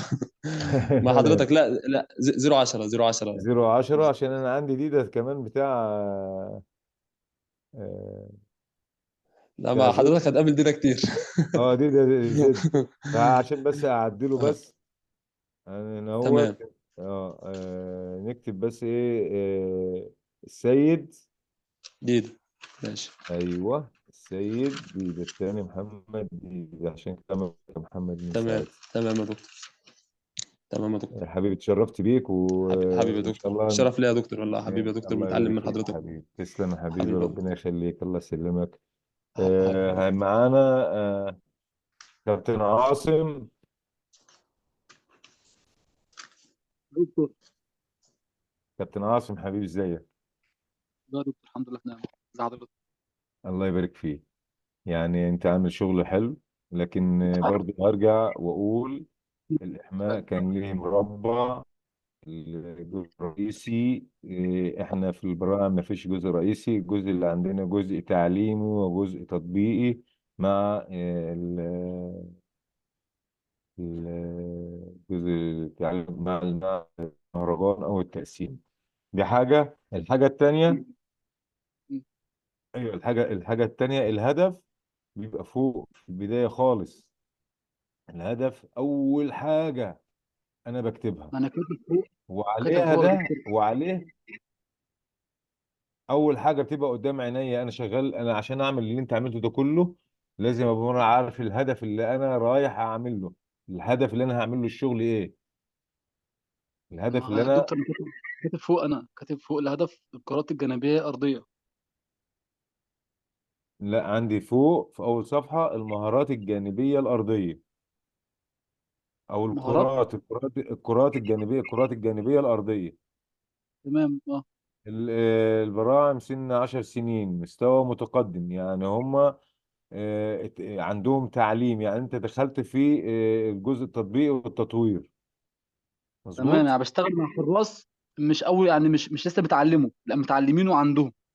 انا فاهم قصدك، انا فاهم قصدك. بس احنا بنتكلم دلوقتي ان احنا بنعلم وبنطبق. تمام يا دكتور، تمام.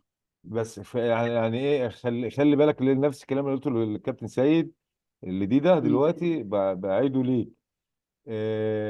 احنا كمصريين عموما، معانا ناس مش مصريين، بس احنا تمام. كمصريين او كعرب، احنا وخصوصا المصريين، احنا كمصريين ما نتحركش منها. احنا ولاد سيدنا موسى، لما ربنا سأله وقال له وما تلك بيمينك يا موسى، قال هي عصاي أتوكأ عليها وأهش بها على غنمي ولي فيها مآرب أخرى. يعني هو ربنا سألك إيه العصاية اللي في إيه اللي في إيدك؟ قول له عصاية، مالكش هتستخدمها في إيه. فإحنا تمام. دايما نحلل الحاجة ونزود عليها حاجات مش مطلوبة، مش مطلوبة. تمام. لكن مجهود. على فكرة أنا الحاجات دي كلها أنا قبل ما بعملها كده بقراها، علشان أنا أبقى عارف أنت كاتب إيه. لكن بقول لك إيه، علشان زمايلك برضو يسمعهم، إن هم ما يشوفوش تمام. الحاجة دي غير حالا دلوقتي، زي ما أنت ما شفتش حاجتهم تمام. خالص، هم ما شافوش حاجتك مم. غير دلوقتي. اتفضل يا كابتن تمام. عاصم. اول حاجه يا دكتور، عملت في الاحماء جري بالكره داخل 18. وشغالين معاه بالاشاره، يعني شغال بوجه قدم الخارجي. بيلمس الكره بجميع اجزاء القدم. ده احماء تمام. بسيط. بعد كده عملت لهم لعبه صغيره تخص الهدف. انا معايا 4 حراس، تمام. وحطيت ثلاث كور داخل مربع مثلا 10 في 10. وبقول لهم بنجري تروت خفيف خالص داخل المربع، مع الاشاره بتاعتي بنزل على الكره تراي ارض يمين. كده في واحد بيبقى بره اللعب. تمام. يعني بيكون تحرك تركيز اكتر. مشروط. اه تحرك هي لعبه مشروط، مشهوره. عشان انت يبقى في اه تركيز لما بعمل تحرك مشروط.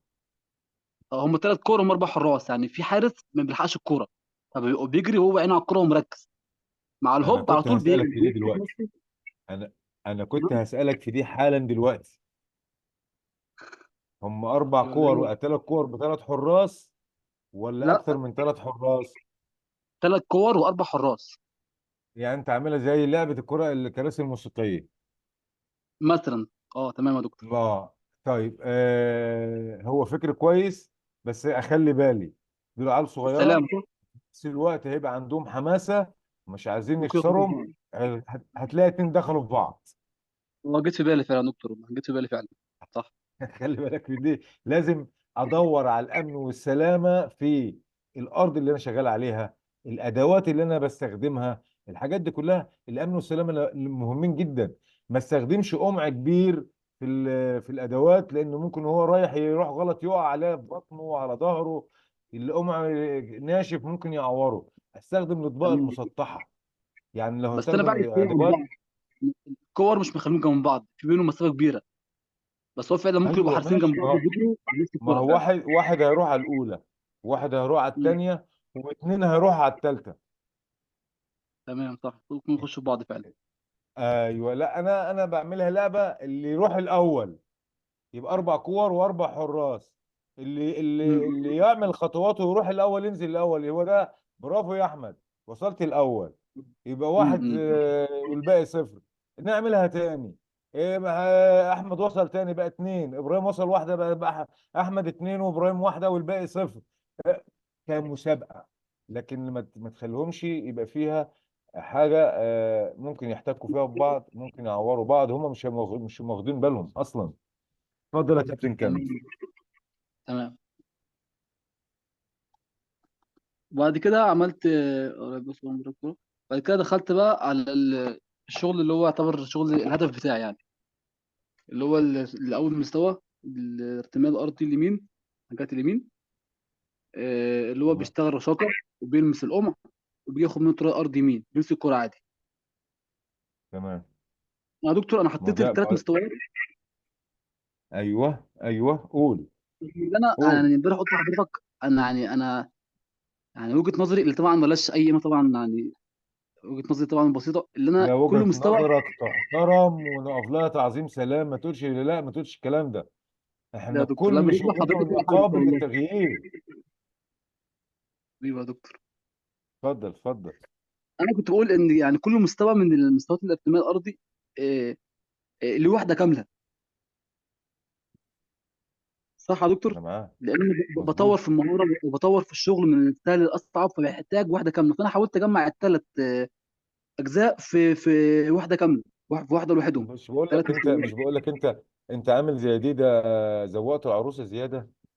ليه اعمل الثلاثه؟ خد واحده. ما انت مش لا هتعمل يا الثلاثه دكتور، في واحده. من امبارح سالت حضرتك يا دكتور على الجروب، قلت لك حط الثلاث مستويات في واحده كامله، ولا كل مستوى في واحده؟ حضرتك قلت لي لا، يعني واحده كامله، فعشان كده انا حطيتهم يعني مجبور مثلا. يعني انا قلت لك حط الثلاث دي مدرسة الثلاث. إسماعيلوية يا دكتور، مدرسة إسماعيلوية دي يا دكتور. اسكت يا سيد. حبيبي يا دكتور.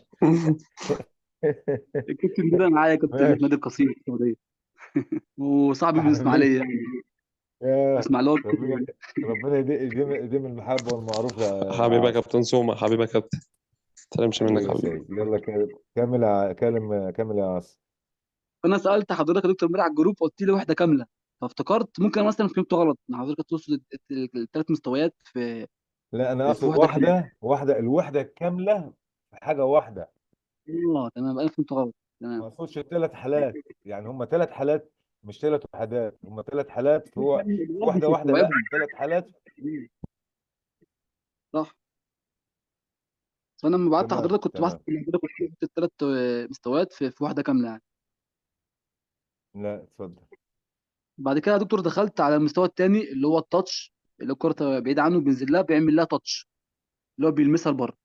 عملتها له مشروطه، تمام. يعني بقف عند وضع الاستعداد، وبحط له مرمى صغير بعد القائم، عشان بجبره انه يطلع الكرة على جنب. اه، يا سلام. ممتاز. بستعد وضع الاستعداد، بقول له هوب، بشتغل الكرة، بينزل بيلمس الكرة بقبضة ايديه، بيوديها في اتجاه المرمى. حتى لو بعد تمام المرمى جنب تمام المرمى عادي، بس اهم حاجه تبقى في الجنب ده، الكرة ما ترجعش لقدام، تطلع على جنب. تمام. عرفته وبعد بقى كده ان بقى خدت. حركه الاتجاه عشان اوجه الكوره برزغ، مش من الكوع ولا من الكتف. اللي بتلاقي في حراس بتعمل كده، او رايح حرك ايده كده، حركه مع الكوره. مم. الحركه تبقى ممكن دايما تعمل. من الرزغ. مم. ايوه. انا مش عارف انت شايفني ولا لا، لان انا مش شايف نفسي. شايف يا دكتور، شايف، الحركه بتكفي تبقى نفسك. كده، بتبقى كف نفسه، وهو بيضرب بيروح جاي عامل التوجيه بتاعه لبره، بكلوة اليد تمام. لبره. لكن ما يعملش كده، يعني ما يبقاش الزقه بالكوع او من الكتف. ايوه، صح يا دكتور. وبعد كده شكرا يا دخلت على كابتن عاصم، متشكرين يا كابتن عاصم، حبيبي يا متشكرين يا دكتور. حبيبي. الحاجه بس الوحيده اللي احنا بنتكلم فيها، مم. ما تطلعش كل حاجة في وقت واحد، وكل حاجة ليها وقتها. يعني أنا بعلمه إزاي يمسك الأول، وبعدين ياخد الخطوة ويمسك، وبعدين ياخد الخطوة ويضرب. والضرب الآمن في الحتة الفلانية ديت هخليه يعمل تاني عليه تراي، وبعدين يعمل ضرب قوي بعيد، وبعدين يقف يعمل تاني وقفة استعداد للموقف الجديد. يا دكتور ده والله ده كنت علشان بحط كده تعمله الموضوع. مش مم. أقل من شهر. يعني مش اقل من عارف شهر يا عشان دكتور، توصل ممكن كل للولد مره المستوى اللي انت ممكن عايزه، يجي مش فيها اقل من حقها. شهر. تمام يا دكتور، مره طبعا يعني لازم اديها حقها. فانا ممكن فهمت حضرتك غلط امبارح لما قلت لي احطهم كلهم في واحده كامله، لكن هي كل مهاره فعلا بتحتاج واحده لوحدها يعني. لا، ممكن اكون انا قلت المعلومه بطريقه غلط، فخلتك انت تفهم غلط. مفيش اي مشكله يا حبيبي، احنا كلنا بنساعد بعض. عندنا. حبيبي يا دكتور. شكرا يا حبيبي، شكرا يا حبيبي، شكرا يا كابتن عاصم. حبيبي يا دكتور. كابتن عبد الرحمن، يا ميدو. يا دكتور مع حضرتك. منور الدنيا يا عبد الرحمن. حبيبي يا دكتور، هو انا بس مبدئيا قبل ما نبدا اقول حاجه، بس انا عملت هنا على مستوى عالي على طول. انا فهمت اه غلط، اللي هو لازم احط اساسيات الاول عشان قبل ما ابدا حبيبي، هو الشغل انا يعني. هو احنا هو احنا دخلنا، احنا بناخد المستوى سي، اللي هو التعليم، وقلنا من 7 سنين ل 12 ل 13 ايوه، سنة انا ممكن دي انا مقبول. غلطت فيها فعلا. ايوه. انا هنا لا اشتغلت على انت ما مستوى على غلطتش ولا طول. حاجة. احنا انت عامل لعبة صغيرة في البداية اهو، كمهارات في البتاع، بس انت هنا الهدف ما كانش واضح. وتاني حاجة عملت بقى، دخلت في رشاقات ومرونات وجمل مركبة ومنفردة وتحركات كتير. احنا شغالين في المستوى اللي تحت. شغلك كويس وكل حاجة، ولكن مش هي دي المرحلة اللي احنا طالبين فيها الشغل ده. دي هو مرحلة ده ممكن انا متقدمة فهمت شوية. غلط في دي فعلا. انا لما شفت لا يا شغل الناس حبيبي، التانية عرفت ان انا فعلا سبقت المستوى، يعني انا عملت شغل على ناس اكبر او ناس استعجلت يعني. شوية. اه. استعجلت شوية. لا، انا لعلمك انا مبسوط جدا وسعيد جدا بان الناس عايزة تورينا عضلاتها، وتقول انا عندي من المعلومات الكتير، وانا عايز اعمل حاجات كتيرة. ده شيء كويس. لكن انت تعرف، دايما نقولها ايه، حماس الشباب، كلنا كنا كده. وبعد كده تمام. بدأنا ان احنا ننظم شغلنا. بالتوفيق يا عبد الرحمن، وشغل حبيبي يا دكتور، كويس ربنا تشكر عليه يخليك. يا حبيبي. شكرا يا عبد الرحمن. شكرا يا دكتور، شكرا. كابتن محمد رجب. اهلا وسهلا يا دكتور. عليكم السلام، عليكم السلام يا ابو رجب، ازيك يا ابو احمد. حبيبي يا دكتور. آه، الصوره لما كبرتها ونزلتها، مش عارف. تمام معاك يا دكتور، ماشي. انا اتفضل معايا قدام الشغل ممكن اشرحه. اتفضل. لا يا دكتور، احنا ان شاء الله النهارده هدف الوحده هو مسك كرة الأرضية الجانبية. هستأذنك بس يا محمد في حاجه بعد اذنك قبل ما تكمل. اتفضل يا دكتور، تحت أمرك. الصوت بس عايزين نسمع صوتك لوحدك. تمام يا لو دكتور. في جنب، لو انت ما انتش قادر على الولاد زي كده وما بقدرش ادخلهم اوضه واقعد لوحدي في المكتب، خش انت قافل على نفسك. لا يا دكتور، دول صحابي، معلش بقى. ولا يهمك. حبيبي يا دكتور. هنا بدانا بهدف هدف الوحده هو مسك الكرات الارضيه الجانبيه. تمام. تمام. حطيت العدد والفئه العمريه، الفئه العمريه 10 سنوات، والادوات والملعب. تمام. بدات الشغل بلعبه صغيره يا دكتور. استخدم تمام. المهاره التي نريد تنفيذها. تمام. تمام. اللعبه هي عباره عن وجود يعني 3 حراس في وضع الوقوف، و3 اخرين امامهم في وضع الجلوس. تمام. تمام. يمين كل حارس من ال3 اللي هم في وضع الوقوف دول كره، وكره اخرى على اليسار. تمام. تمام. الحارس اللي في وضع الوقوف يتم لعب الكره اللي على اليمين، الحارس اللي في وضع الجلوس يقوم بالنزول عليها، ثم بعد ذلك يتم بالنزول على الكره الثابته التي كانت على اليسار. هي دي سؤال بس يا كابتن محمد، بس استفسار مني بس عشان ابقى فاهم. دي تمام. لعبة ولا أداء تمرين في صورة تعليم؟ هي لعبه وجزء من التمرين. لعبة وجزء من التمرين، ماشي. ماشي. طب أنا عايزك تقول لي الجزء التطبيقي أنت طبقت إزاي؟ انا خلصنا اشتغلت الاول اللعبة يا دكتور. الصغيرة. خلصنا اللعبة الصغيرة، وخلصنا تمام. الخطوات التعليمية، واديت حتة تطبيقي بقى كده قبل التقسيمة. اديت فيها إيه؟ اشتغلنا اول حاجه من وضع الجلوس. تمام. ماشي. النزول على الكره ثابته على اليمين وعلى اليسار. تمام. وبعد كده كررنا نفس الموضوع بس من وضعيه الوقوف. تمام. بعد كده حطيت بقى، دخلت يعني بدات اطور المهاره، فاشتغلت من كره متحركه. فبعد تمام، كده أنا بقى معاك. حطيت يعني قمعين كده يا دكتور، اللي هو اتحرك رجله من عليهم ناحيه اليسار، وفرد يعني مد رجله اليمين ونزل بيها على الارض في كره ثابته، في كره متحركه. طيب ده تعليمي ولا تطبيقي؟ تمام. لا، ده تعليمي. هو تعليمي ولا الجزء الاولاني كان تطبيقي؟ تعليمي. الجزء الاولاني كان اه. تعليمي اللي هو من وضع الجلوس ومن وضع الوقوف. تمام. بعد كده تطبيقي، مع يعني طورت المهاره، اشتغلت تطبيق. تمام. طب لما الولد دخل في التقسيمة مع الفرقة، لقيته بيطير حلو قوي وبيطلع ياخد الكرة اللي عالية من فوق. اهتميت بيه في الحتة ديت، ووجهته ان هو لو عنده نقص في حاجة، وجهته فيها ان هو تصلح له وتقول له اعمل كذا واعمل كذا. اكيد يا دكتور. تمام. عموما انت الهدف بتاعك السقوط هو على الكرة مسك الكرات الجانبية الارضيه الأرضية. الجانبيه. تمام. تمام. لما يعمل حاجة تانية، لو هو ما يعمل حاجة تانية أنا مهتم بديت، فدي اللي هصححها له. لما يعمل حاجة تانية في التقسيمة، عملها صح عملها غلط، ما عنديش تعليق. ممكن أشجع بس، لكن ما عنديش تعليق يزود دي أو نقص دي. يعني احنا بنشتغل على هدف واحد، وكان هدفنا هو السقوط على الكرة الجانبية الأرضية.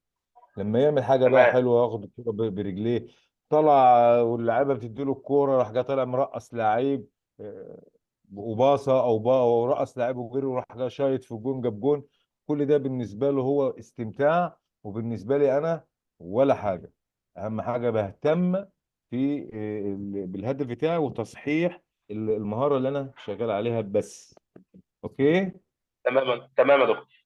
تمام. تمام يا كابتن محمد، متشكرين جدا على مجهودك، شكرا. حبيبي. كابتن تامر.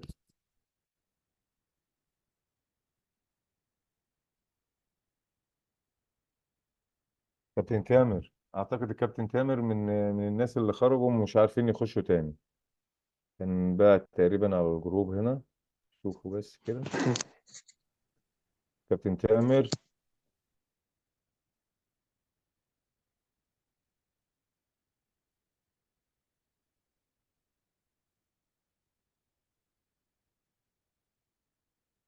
كابتن سعد الملكي وكابتن هبة. اعتقد الكابتن تامر. كابتن تامر مش موجود معانا. كابتن هبة الفرج طبعا اكيد برضو مش موجودة. هي دخلت كابتن وطلعت، وعلى فكره مفيش حد على الويتنج يا دكتور. هو مفيش كل حد على القصه الويتنج. إن النت لما بيبقى ضعيف عندهم بيطلعوا يخشوا تاني. اه تمام يا كابتن، ماشي يا دكتور محمد. كابتن بعد محمد بعد كيشة إذن بعد موجود. إذن بعد إذنك يا اتفضل دكتور، بس أقول السؤال بتاعي. اتفضل. ده اللي هو إن أنا معايا عدد كبير، معايا عدد حراس كبير براعم ايوه ايوه صغيرين، طيب ايوه. يعني حوالي 20 حارس وأكتر، ومعايا مساحة يعني صغيرة جدا. فأنا محتار أعمل لهم إيه الصراحة. انت من حقك مساحة انك ضيقة، تختار مساحة معايا صغيرة. مساحة ضيقة جدا، مساحة ضيقة جدا وعدد حراس كبير. عدد حراس كبير، ودايما لازم انت تتكلم مع الناس المسؤولة ان المساحة الصغيرة قدامهم حل من اتنين: يا يديك مساحة اكبر، يا تقسم الحراس عندك على فترتين. واعتقد ان ال أنا 20 بدأت أعمل كده يا حراس، دكتور. أنا بدأت أعمل ال كده. 20 حارس بالظبط، ال 20 حارس اللي عندك كمان مش هتلاقيهم في مستوى واحد، مش هتلاقيهم فعلا في فعلا عمر، في عمر فعلا. واحد، مش بس هتلاقيهم بس هم يعني كعمر. هم كلهم بيتعلموا، يعني أنا لسه معاك. منقول للفرع اللي أنا موجود فيه ده، لسه منقول قريب، فأنا فرع ايه؟ مستويات فرع عنيزة. فرع نزا اه. أنا اه فكرتك هنا في مصر. لا لا لا، مش في مصر، أنا في السعودية، مم. في نادي يا حبيبي. القصيم. أنا ماسك الشباب، وماسك في حراس مرمى الأكاديمية، ماسك حراس آه مرمى 17 سنة في نادي القصيم. ربنا يوفقك، لكن دكتور. الحل واحد من اتنين: يا اما زي ما قلت لحضرتك كده، يخصصوا لك مساحة تكفي، يا اما نقسم الحراس. عندي اكتر من تقسيمه: يقسمهم على عمر الزمني، يقسمهم بحسب العمر التدريبي، يقسمهم حسب تعليم المهاره، مين سابق مين حسب الفروق الفرديه، مين سابق تمام. مين. واعمل فترتين او ثلاثه. غير كده الولاد مش هيستفيدوا حاجه، وانت مش هتعرف فعلا تعلم فعلا ولا هتعرف تشتغل، فعلا وهتبقى مش ه... مضغوط نفسيا ضغطه كبيره جدا. دي حقيقة فعلا، حقيقة فعلا. صح. فربنا يوفقك يا حبيبي. حبيبي حبيبي يا دكتور، ماشي حبيبي. كابتن محمد كيشة موجود ولا خرج؟ اهلا بيك يا دكتور، السلام عليكم وعلى هلا الجميع. هلا بالأهراء وأهل الأهراء. ربنا يعطيك هلا الصحه هلا. والعافيه، وما قصرت الله والله. يبارك فيك. والله تسلم حتى ما تسلم. شفتك شربت مي، والله الله يكون بالعون والله. يعطيك الصحه والعافيه. الله يبارك فيك. واجبنا يا كابتن محمد، واجبنا حبيبي، والله والنعم واجبنا. منك والله، ومن الدكتور ومن الحاضرين نعمة حالك، نعمة حالك حبيبي، نعمة حالك. والله انا حضرتك دزيت لك عامل. الوحده التدريبيه يمكن متواضعه شويه على قدر المستوى يعني. هي استخدمت لا فيها مصطلح الدايف. انت مستواك عالي، بس انت اللي بخلان علينا بان انت تعمل حاجة افضل من كده. انا عملت الواجبات هو ده وخلاص. والله دكتور، هي بعد التايم، وانا دائما عندنا احنا المشكله احنا الوضع ايامنا التمرين الملعب محصور بوقت يعني التزامات، يعني مثلا انا ما بخل ما اتجاوز ال 40 دقيقه يعني كل الوقت. وتعرف ما ذولي هو صغار كابتن، نرتاح نكرر، ما اعرف اليوم تعبان ما ادري ايش، فارحل بعد مهاره على مهاره، فالجدول ما معلش. قدرت اضبط لك اياه بصراحه، يعني هي انت هاي المشكله اب يعني انت انت اب انت اب الله وعندك يسلمك. ولادك في البيت بيبقوا مختلفين في طلباتهم، مختلفين في نومهم، مختلفين في اكلهم، وبتحاول ترضي الكل. فانت نفس اكيد. الشيء، الولاد اللي بتوع اللي معاك في النادي دولت، انت اب ليهم. ودول امانه نعم معاك. نعم نعم. لازم ان انا أظبط اموري عليهم هم، مش هم اللي هيظبطوا علي، لان الولاد الصغيرين دولت ارضائهم بيبقى صعب، والتعامل معاهم صعب، وعايز طولة بال كبيره. الشيء الوحيد اللي يتعبك ان اداره النادي زي ما الكابتن السيد اتكلم دلوقتي دي ده، ان هم مش موفرين له المساحه الكافيه، او مش موفرين نعم له الوقت نعم. الكافي ان هو يشتغل فيه. فربنا يعينك يا حبيبي، بس عايزين ايه؟ نشوف بس التمرين هو هذا المصطلح اللي دايف دائما استخدمه يعني حتى آه، ولو سمحت لي دكتور، هم الجماعه يعني مثلا هسه الحارس اذا طويل وحارس صغير تلقى المهاره عنده اعلى من الطويل، والطويل ما يقبل يرتمي، تصيح عليه دايف يلا وليدي يلا ابويا يخاف قدام ربعه ما يحكي دكتور. المشكله وين يروح يجيني بصفحه كابتن انا اشوف القاع بعيد علي ما اقدر يعني اشيد. فشو تلقى انا كاتب لك الفراش دائما موضوع وياي بالوحده التدريبيه دائما ويا، حتى العالم يقولوا تنام عليه انت اقول لهم ما دائما وياي دكتور. هي هذه يعني لا هاي اهم النقاط انت اللي. لا انا نصيحه مني ليك. نعم الولد زي ما بياخد احساس الكرة لازم ياخد احساس الارض. الفراش ده نعم كان هنعتبره موضة قديمة الاوروبيين اخترعوها، وفي ناس لسه نعم شغاله بيها، في لسه ناس شغاله بيها. بس الفراش ده هيديله خوف زياده، لانه لما يجي يتمرن او يلعب في المباراه مش هيبقى موجود فراش، صح. مش هيبقى عنده فراش. ده انا عايزه يتمرن على الارض، واحيانا الارض تبقى صلبه والنجيله بتاعتها متاكله، والارض لازم ياخد جسمه ياخد على ياخد زي ما بياخد ايديه على احساس الكرة، لازم برضو ياخد جسمه على حتى احساس ساحات الارض. ترابيه اما بعدها عندنا قسم الملاعب حتى يعني. الترابيه، اي نعم لازم يشتغل عليها، لانه صحيح. ممكن يلعب في ملعب ترابه. تاني حاجه وديت الاهم، وده شغلنا اللي احنا اتكلمنا فيه من اول ما تقابلنا مع بعض واتشرفت بيكم، ان انا احنا بدي لنا خطوات الشرف. تعليميه مبسطه. وخصوصا سقوط الارض ده قلنا نشتغل من الجلوس، فالولد الطويل في الجلوس هيقدر ينزل، فخد حساسيه الارض وما خافش من الارض، وعرف ان النزول سهل بالنسبه له. بدل ما نعم انا هشتغلها اسبوع من الجلوس، خليها مع الولد ده اسبوعين. خليها مع الولد ده زي بالظبط اللي بيبقى خايف من الكوره لما تتشاط في وش الكوره راح جاي عامل كده. مفيش حارس مره ما صح. هيعمل كده ويخاف من الكوره ابدا. فانا اجي في مره من المرات وهو مش واخد باله راح جاي لاعب الكوره بسرعه في صدره، الكوره موتتك، ما جرالكش حاجه، لو حطيت ايدك كده هتاخدها. اوعى تلف وشك الناحيه التانيه حتى لو اللاعب قريب منك. انت شيء كبير دكتور. تموع الموهبه تروضها. هسه احنا على قدر المستوى دكتور يعني. انت رائع جدا. لا انا شغالين. بص حبيبي يا كابتن محمد، احنا يا جماعه كحراس مرمى لازم الناس كلها تسمع الجمله ديت لانها مهمه جدا. انا بعتبر احنا كحراس مرمى شغالين كهربائي، اللي هو بيوصل سلوك الكهرباء في بعض دي، نعم وواقف في ميه. احنا واقفين في ميه وشغالين في الكهرباء. اي توالي. غلطه، انت بتموت فيها. ان ممكن صح الحارس بتاعك يبقى هو نجم المباراه، ولكن يجي في لحظه اخطا خطا بسيط الناس كلها بتقطعه، زي عندنا في محمد الشناوي افضل حارس في افريقيا، لكن بيجي في صحيح. وقت من الاوقات يغلط غلطه بسيطه ما حدش بيرحمه، لا هو ولا مدربه. فاحنا بيتنسلنا كل الحلو وتفكرنا الحاجات الصغيره. فلازم انا نعم اكون عندي من الخبرات اللي انا اقدر اساعد بيها الحارس بتاعي.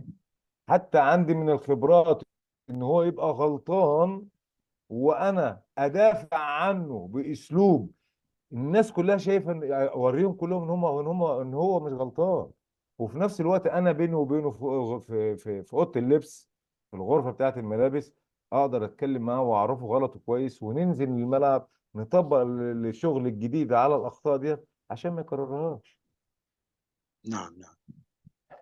حبيبي يا محمد يا الادوات. كابتن محمد، انا اشكرك. المشكله اللي كانت عندك احنا اتكلمنا فيها، واكيد تسلم انت تسلم. هنقول نفس التكرار. لكن انا لحد دلوقتي الوحيد اللي عامل الوحده زي ما احنا طلبناها هو احمد البنداري. هذا خبره ما شاء الله مجمعها عليه. بتكرارها. شفت. حاجه جميله. الكابتن اللهم صل على النبي كان مصور لي فيديو وانا اللي ما عرفتش محمد رجب له. محمد رجب. محمد رجب ايوه هو اللي منزل عامل فيديو على شغله، حاجة جميلة. أتمنى المرة اللي جاية إن شاء رب العالمين، المرة اللي جاية هتبقى دي آخر واجبات هناخدها، علشان ندي لكل الناس ان شاء الله ان شاء الله. على الأقل أنا ما بحبش أدي أكتر، أقل من 27 من 30 يعني. فعايز الناس كلها انت تعمل لي حاجة بخيل المرة بخيل الجاية على أعلى مستوى يبقى فيها 27 و28 بخيل و29 بالدرجات و30 دكتور. و32. فانا مش عايز اشيل من حد درجه علشان تساعدكم في ان انت تبقى جايب 90. انا بعملنا ده علشان نساعد، مش عشان اي حاجه ان تانية. شاء الله، ان احنا شاء الله، بنساعد ان يا شاء جماعه، وان شاء رب العالمين الناس الله. كلها على مستوى عالي. والدكتور محمد شايف المجهود اللي انتوا عاملينه، وشايف الشغل اللي انتوا عاملينه، فلازم كل ده هيبقى ليه والله تقدير عند الدكتور يا محمد. دكتور والله اسف، نتعلم منك لو دكتور يعني. بقاطعك يا دكتور ابراهيم. الشغل بتاعي انا، ما حضرتك ما ضفتوش في الباوربوينت صح؟ لا، ما كم انا محاضرة؟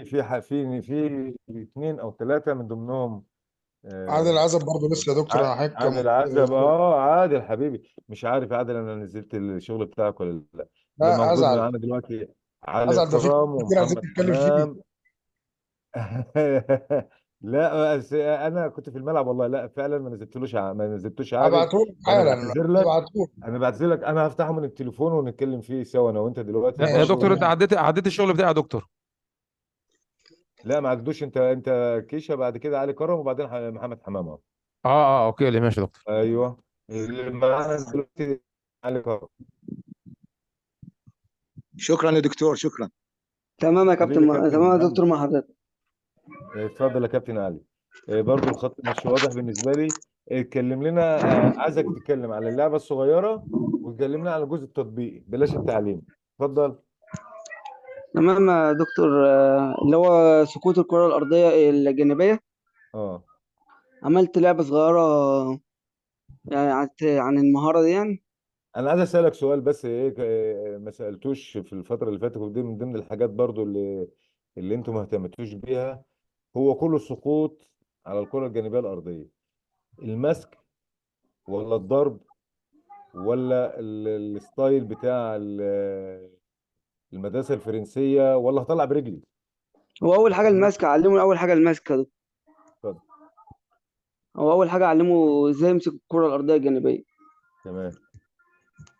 تمام، لعبة صغيرة عن المهارة، مربع صغير وأربع كور، وهم ينزلوا براحتهم على الكرة. مربع صغير ده لعبة صغيرة. تمام. مفيش فيها تنافس، مفيش فيها شروط. اللعبه يا ما جماعه، اللعبه يا أول ما جماعه أو لازم تبقى مختلفه عن الشغل التعليمي. يعني اللعبه دايما اللي بيبقى فيها شرط، فيها منافسه، فيها حركه. انا ما بقيدوش بيها. انتوا خدتوا واخدين بالكم ان اللعبه تبقى ايه. تمام يا لكن دكتور. اللعبه اللي انت عاملها دي، ما ده تمرين. ده تمرين بيتعمل على ازاي هو قاعد ينزل على الجنب، يمسك الكوره، الوضع السليم بتاعها في الايد، في النظر، في الراس، في الوسط، في الكتف، في الكتاف، في الحاجات دي كلها. ماشي يا علي. تمام. اتفضل يا كابتن. اتفضل يا كابتن. اتفضل كمل كمل يا كابتن. ما في لعبة صغيرة يا دكتور، بقول مثلا هوب أو سقف بإيدي، بيبقى هم أساسا عاملين وضع الاستعداد ونظر للكورة ويروح على الكورة، واللي الاشاره بيروح عندك الأول. سامع او بصري؟ تمام. اه. وفي المرحلة بقى أخش مثلا حضرتك يا دكتور، أخش في المرحلة التعليمية ولا التطبيقية؟ لا، تطبيقيه. يعني بعد ما خلاص علمته أخش بقى المرحلة بعد كده. ايوه. حضرتك بقى بعلمه يتني ركبته شوية، ينظر الكورة، ينزل شوية على الكورة. بعد كده بيبدأ بقى يشتغل على الكورة المتحرك. وممكن أعمل له أدوات برضه ده يا دكتور. ترتيب التعليم.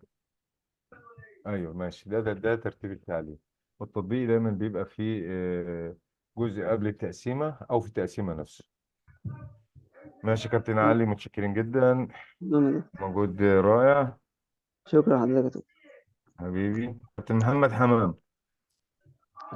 الله، كابتن محمد حمام هو اللي كان عامل فيديو، وانا ما عرفتش انزله للامانه لضيق الوقت، ولان ما ينفعش ينزل من على الواتس على الباير بوينت على طول، لازم انزله على الكمبيوتر واروح لدي كومنت. مشوار كده يعني، اكيد انتوا عارفين. عامل رسمه جميله. آه، عمل الوحدة التدريبية كما ينبغي. اليوم والتاريخ والهدف والأدوات المستخدمة، زمن الوحدة، المواليد، عدد الحراس. مش عارف، مش شايف ديت.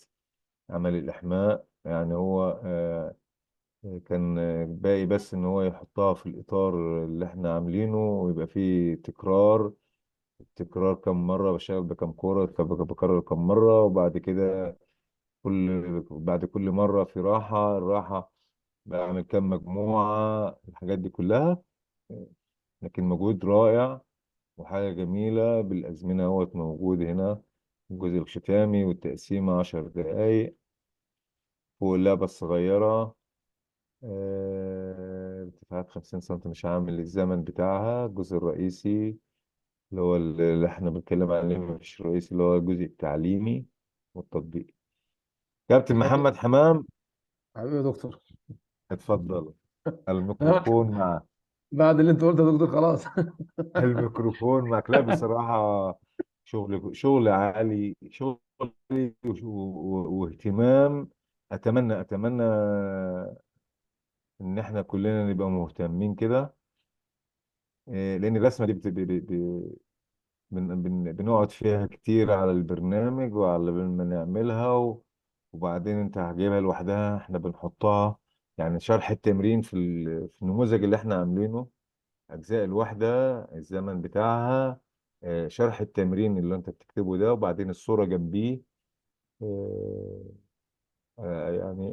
يعني تبقى الشرح جنب الصورة جنبيه، التكرار والمجموعة والملاحظات. الملاحظات بكتب فيها بقى كل حاجتي، الأدوات صحيح. والأدوات والحاجات دي كلها.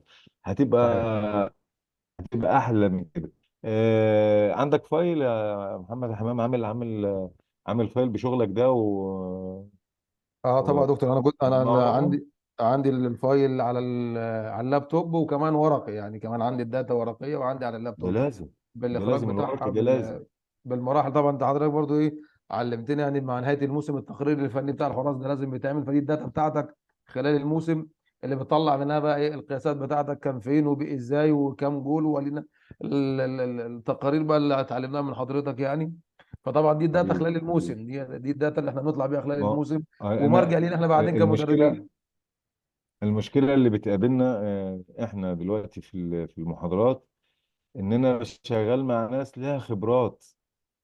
كل اللي موجودين دلوقتي معانا على الزوم كلهم عندهم خبرات، وعارف ان ناس كتيره منهم وشغالين بقالهم قد ايه، وفي ناس على تواصل معايا زي كده في حاجات كتيره. بفضلك يا دكتور، هو ده بس كله احنا عايزين ننسى خبراتنا ونرتب اوراقنا. يعني انا معاكم دلوقتي علشان نرتب اوراقنا. لما نشتغل في المرحله ديت هنعمل ايه، ويبقى ايه موجود في ايدينا.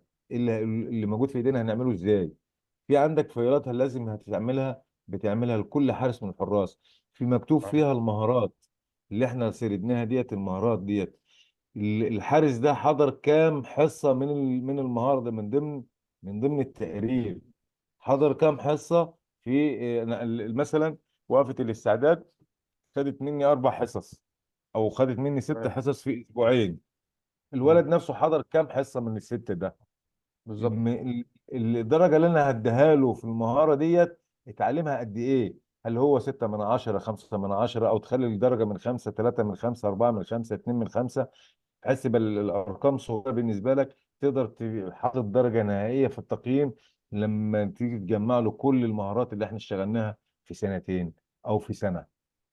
صحيح. درجته ايه. يبقى احنا لما نيجي نبدا الموسم الجديد، يبقى هو هنا درجه في دي ضعيفه شويه، ازودها له في التعليم قبل التطبيقي، ازودها له في كده. فبرضه ده من ضمن التقارير اللي انا المفروض انا او ممكن انا اعملها. مش المفروض، لان مفيش حد للاسف الشديد، كل المدربين شغالين اجتهادي، ومفيش مشرف اصلا بيبقى عارف إيه المطلوب منه ويوجه ازاي. المفروض الحاجات دي كلها اللي احنا بنتكلم فيها دلوقتي دي من مسؤوليات مشرف او مدير فني القطاع لحراس المرمى. هي النقطة دي يا دكتور مش موجودة يعني أنا لما كنت في مصر ما صادفتش حد بيشتغل بيها، ولكن حتى للاسف الشديد انا اول واحد اشتغلت فيها في 2007 مع بلديه المحله، الله لما كانت يديك في العافية يا دكتور. الممتاز. هي وبعد بس كده هاجرت بقى. بس هي وكان نفسي هاجر تاني، خلاص انا أنا زهقت. أنت يا دكتور برضه إيه عارف الصعيد وعارف جينا وعارف الوضع فيها إزاي. فلما كنت أشتغل بالجزئية دي كانت قال لي أنت بتعمل شغل دوري ممتاز ولا دوري محترفين، وأنت شغال هنا بندقدق بزلطين، الكلام ده مين هيفهمه؟ قلت له هيجي وقت والناس تعرف وتقدر الشغل دوت، انت بتعمل بالظبط الكلام دوت بالظبط لنفسك. انت بالظبط. عشان تتعلم وتطلع شغل بروفيشنال وشغل محترف على قد الهدف والامكانيات بتاعتك، على قد طموحك. انا كان فكره انت يعني عارف يا محمد، انت فكرتني بفيلم البوسطجي. آه. لما الطبيب اسمه ايه، كان بيسموه الايه الحكيم، راح الوحدة الصحية، واللي كان ماسك الوحدة الصحية زمان حلاق الصحة اه والمجبرات، بالظبط. فحاربوه. صحيح. ده راجل جاي مشعوذ، فانت نفس الشيء، انت بتعمل حاجة انت مشعوذ.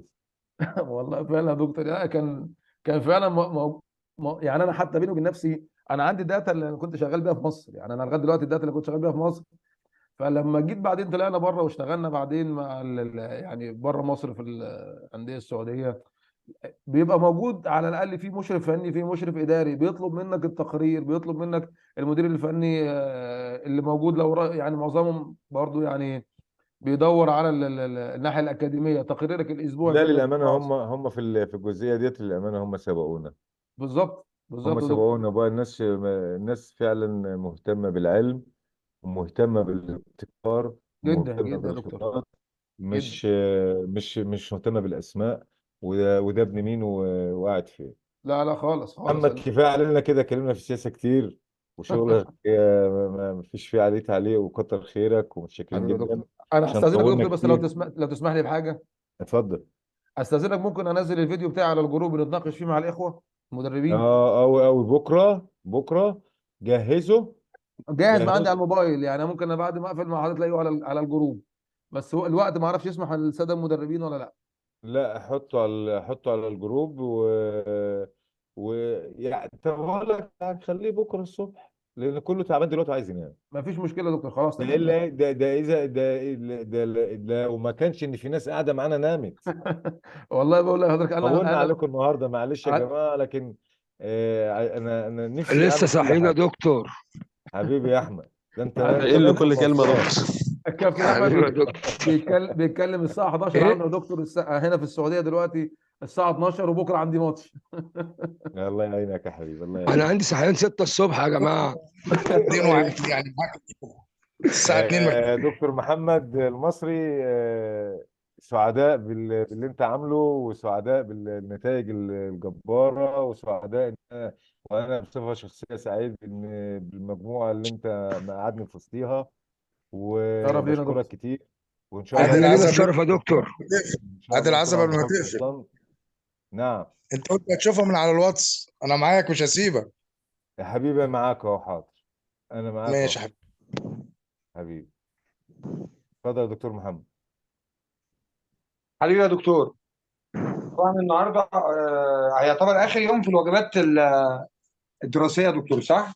لا، في واجب دراسي هيتقدم الخميس ان شاء الله. بكره الثلاث هنديه بكره، ويوم الخميس هنتناقش فيه، الثلاث والاربع في عندنا محاضرات، وحاجه بسيطه يوم الخميس كده حسب طلباتهم هعملها لهم، مع انها في المستوى البرو في المستوى الثالث، لكن هديها لهم عشان هم عايزين. تمام زي الفل. خلاص يا جماعه، يبقى احنا كده اتفقنا ان شاء الله. بكره عندنا محاضرات، ويوم الاربع محاضرات، ويوم الخميس محاضرات، يوم الجمعه راحه، يوم السبت ان شاء الله اذا عشنا وكلنا عمر في نفس ميعاد المحاضره. هيبقى الساعه 9 بالليل. هيجي لك رابط على الخاص. الرابط ده هيتطلب منك رقم جلوس، هتخش على الرابط مش هتحط اسمك، رقم الجلوس بس. هيجي لك بعض الاسئله MCQ اختياري، اختيار من متعدد كده ولا كده. الكمبيوتر هو اللي بيعلم طبقا للمعلومات اللي احنا مغذينه بيها. وزائد ما الدكتور ابراهيم قال هنعمل الامتحان من 70 و30 درجه هيبقوا على اساس الواجبات اللي تمت ومشاركتك في المحاضرات، تجاوبك مع المحاضر، والكلام ده كله. صح كده يا دكتور ابراهيم؟ تمام يا دكتور. تمام. زائد كمان بلس حاجه تانيه، عايز اقول لكم حاجه، ان برنامج الزوم بيدي كل محاضره بيجي لي كل واحد دخل قد ايه كام دقيقه. فالناس اللي كانت بتحاول تخش عندها انترنت والكلام ده كله فيه مشكله، فاحنا هنشيل الموضوع ده، لان احنا في كل محاضراتنا بنجيب الاجمالي وبنقسمه على عدد المحاضرات وبناخد نسبه. تمام. عايز اقول لكم حاجه مهمه جدا، ودي ما فيهاش كلام يعني، زي التنسيق بتاع الكليات العسكريه كده وتنسيق جامعات. مفيش حد هياخد الدبلومه الا لما يكون معدي المعايير، لان عشان تبقوا عارفين بس، الدبلومه اللي سيادتك بتاخدها سواء باللغه الانجليزيه او باللغه العربيه، في ظهر الدبلومه موجود اسم المحاضر والماده العلميه اللي تم تدريسها. يعني انت لما تيجي تقدمها لاي مؤسسه او اي جهه، هيبقوا عارفين الماده العلميه اللي انت درستها، وعندك رقم كود، وعندك علامه مائيه، وعندك حاجه تانية كمان، ان انت سيادتك الاتحاد اللي انت تابع ليه او المؤسسه اللي انت تابع ليها، احنا بنبعت لها ايميل: تم اجتياز الدارس فلان الفلاني برقم كود تحت رقم كود كذا، ودرس كذا، و تحصل على الدبلومه بتاعته. يعني القصه كلها، انا من الاخر مش هسمح لحد اقل من 90% ان هو يحصل على الشهاده او الدبلومه اللي عليها ختم المؤسسه، او عليها علامه مائيه، او رقم الكود. اوكي، فعشان نبقى متفقين، احنا عددنا يعتبر اعتقد 14 او حاجه زي كده. الناس كلها زي ما اتفقنا، بكره وبعده ان شاء الله ويوم الخميس محاضرات. اي حاجه خلال المحاضرات عايزين تراجعوها مع الدكتور ابراهيم مفيش اي مشكله. وان شاء الله يوم السبت الامتحان، وان شاء الله بعد كده اعتقد ان الوحدات التدريبيه اللي الناس عملتها الدكتور ابراهيم اكيد هينزلها على الجروب او حاجه زي كده، على اساس ان الناس تستفيد من بعض. تمام يا دكتور، بكره ان شاء الله تمام على ان شاء ميعادنا الله. الساعه 9. انا هنزل لهم حاجه تاني دلوقتي كمان دلوقتي، وورد، كويس، يقروها كويس هتفيدهم في حاجات كتير. مفيش اي مشكله. بكره ان شاء ان الله على شاء الله. ميعادنا، وان شاء الله زي ما عملنا امبارح الساعه يكون التسجيل بتاع المحاضره نزل. ان السلام شاء عليكم الله. ورحمه الله وبركاته. السلام ورحمه الله وبركاته.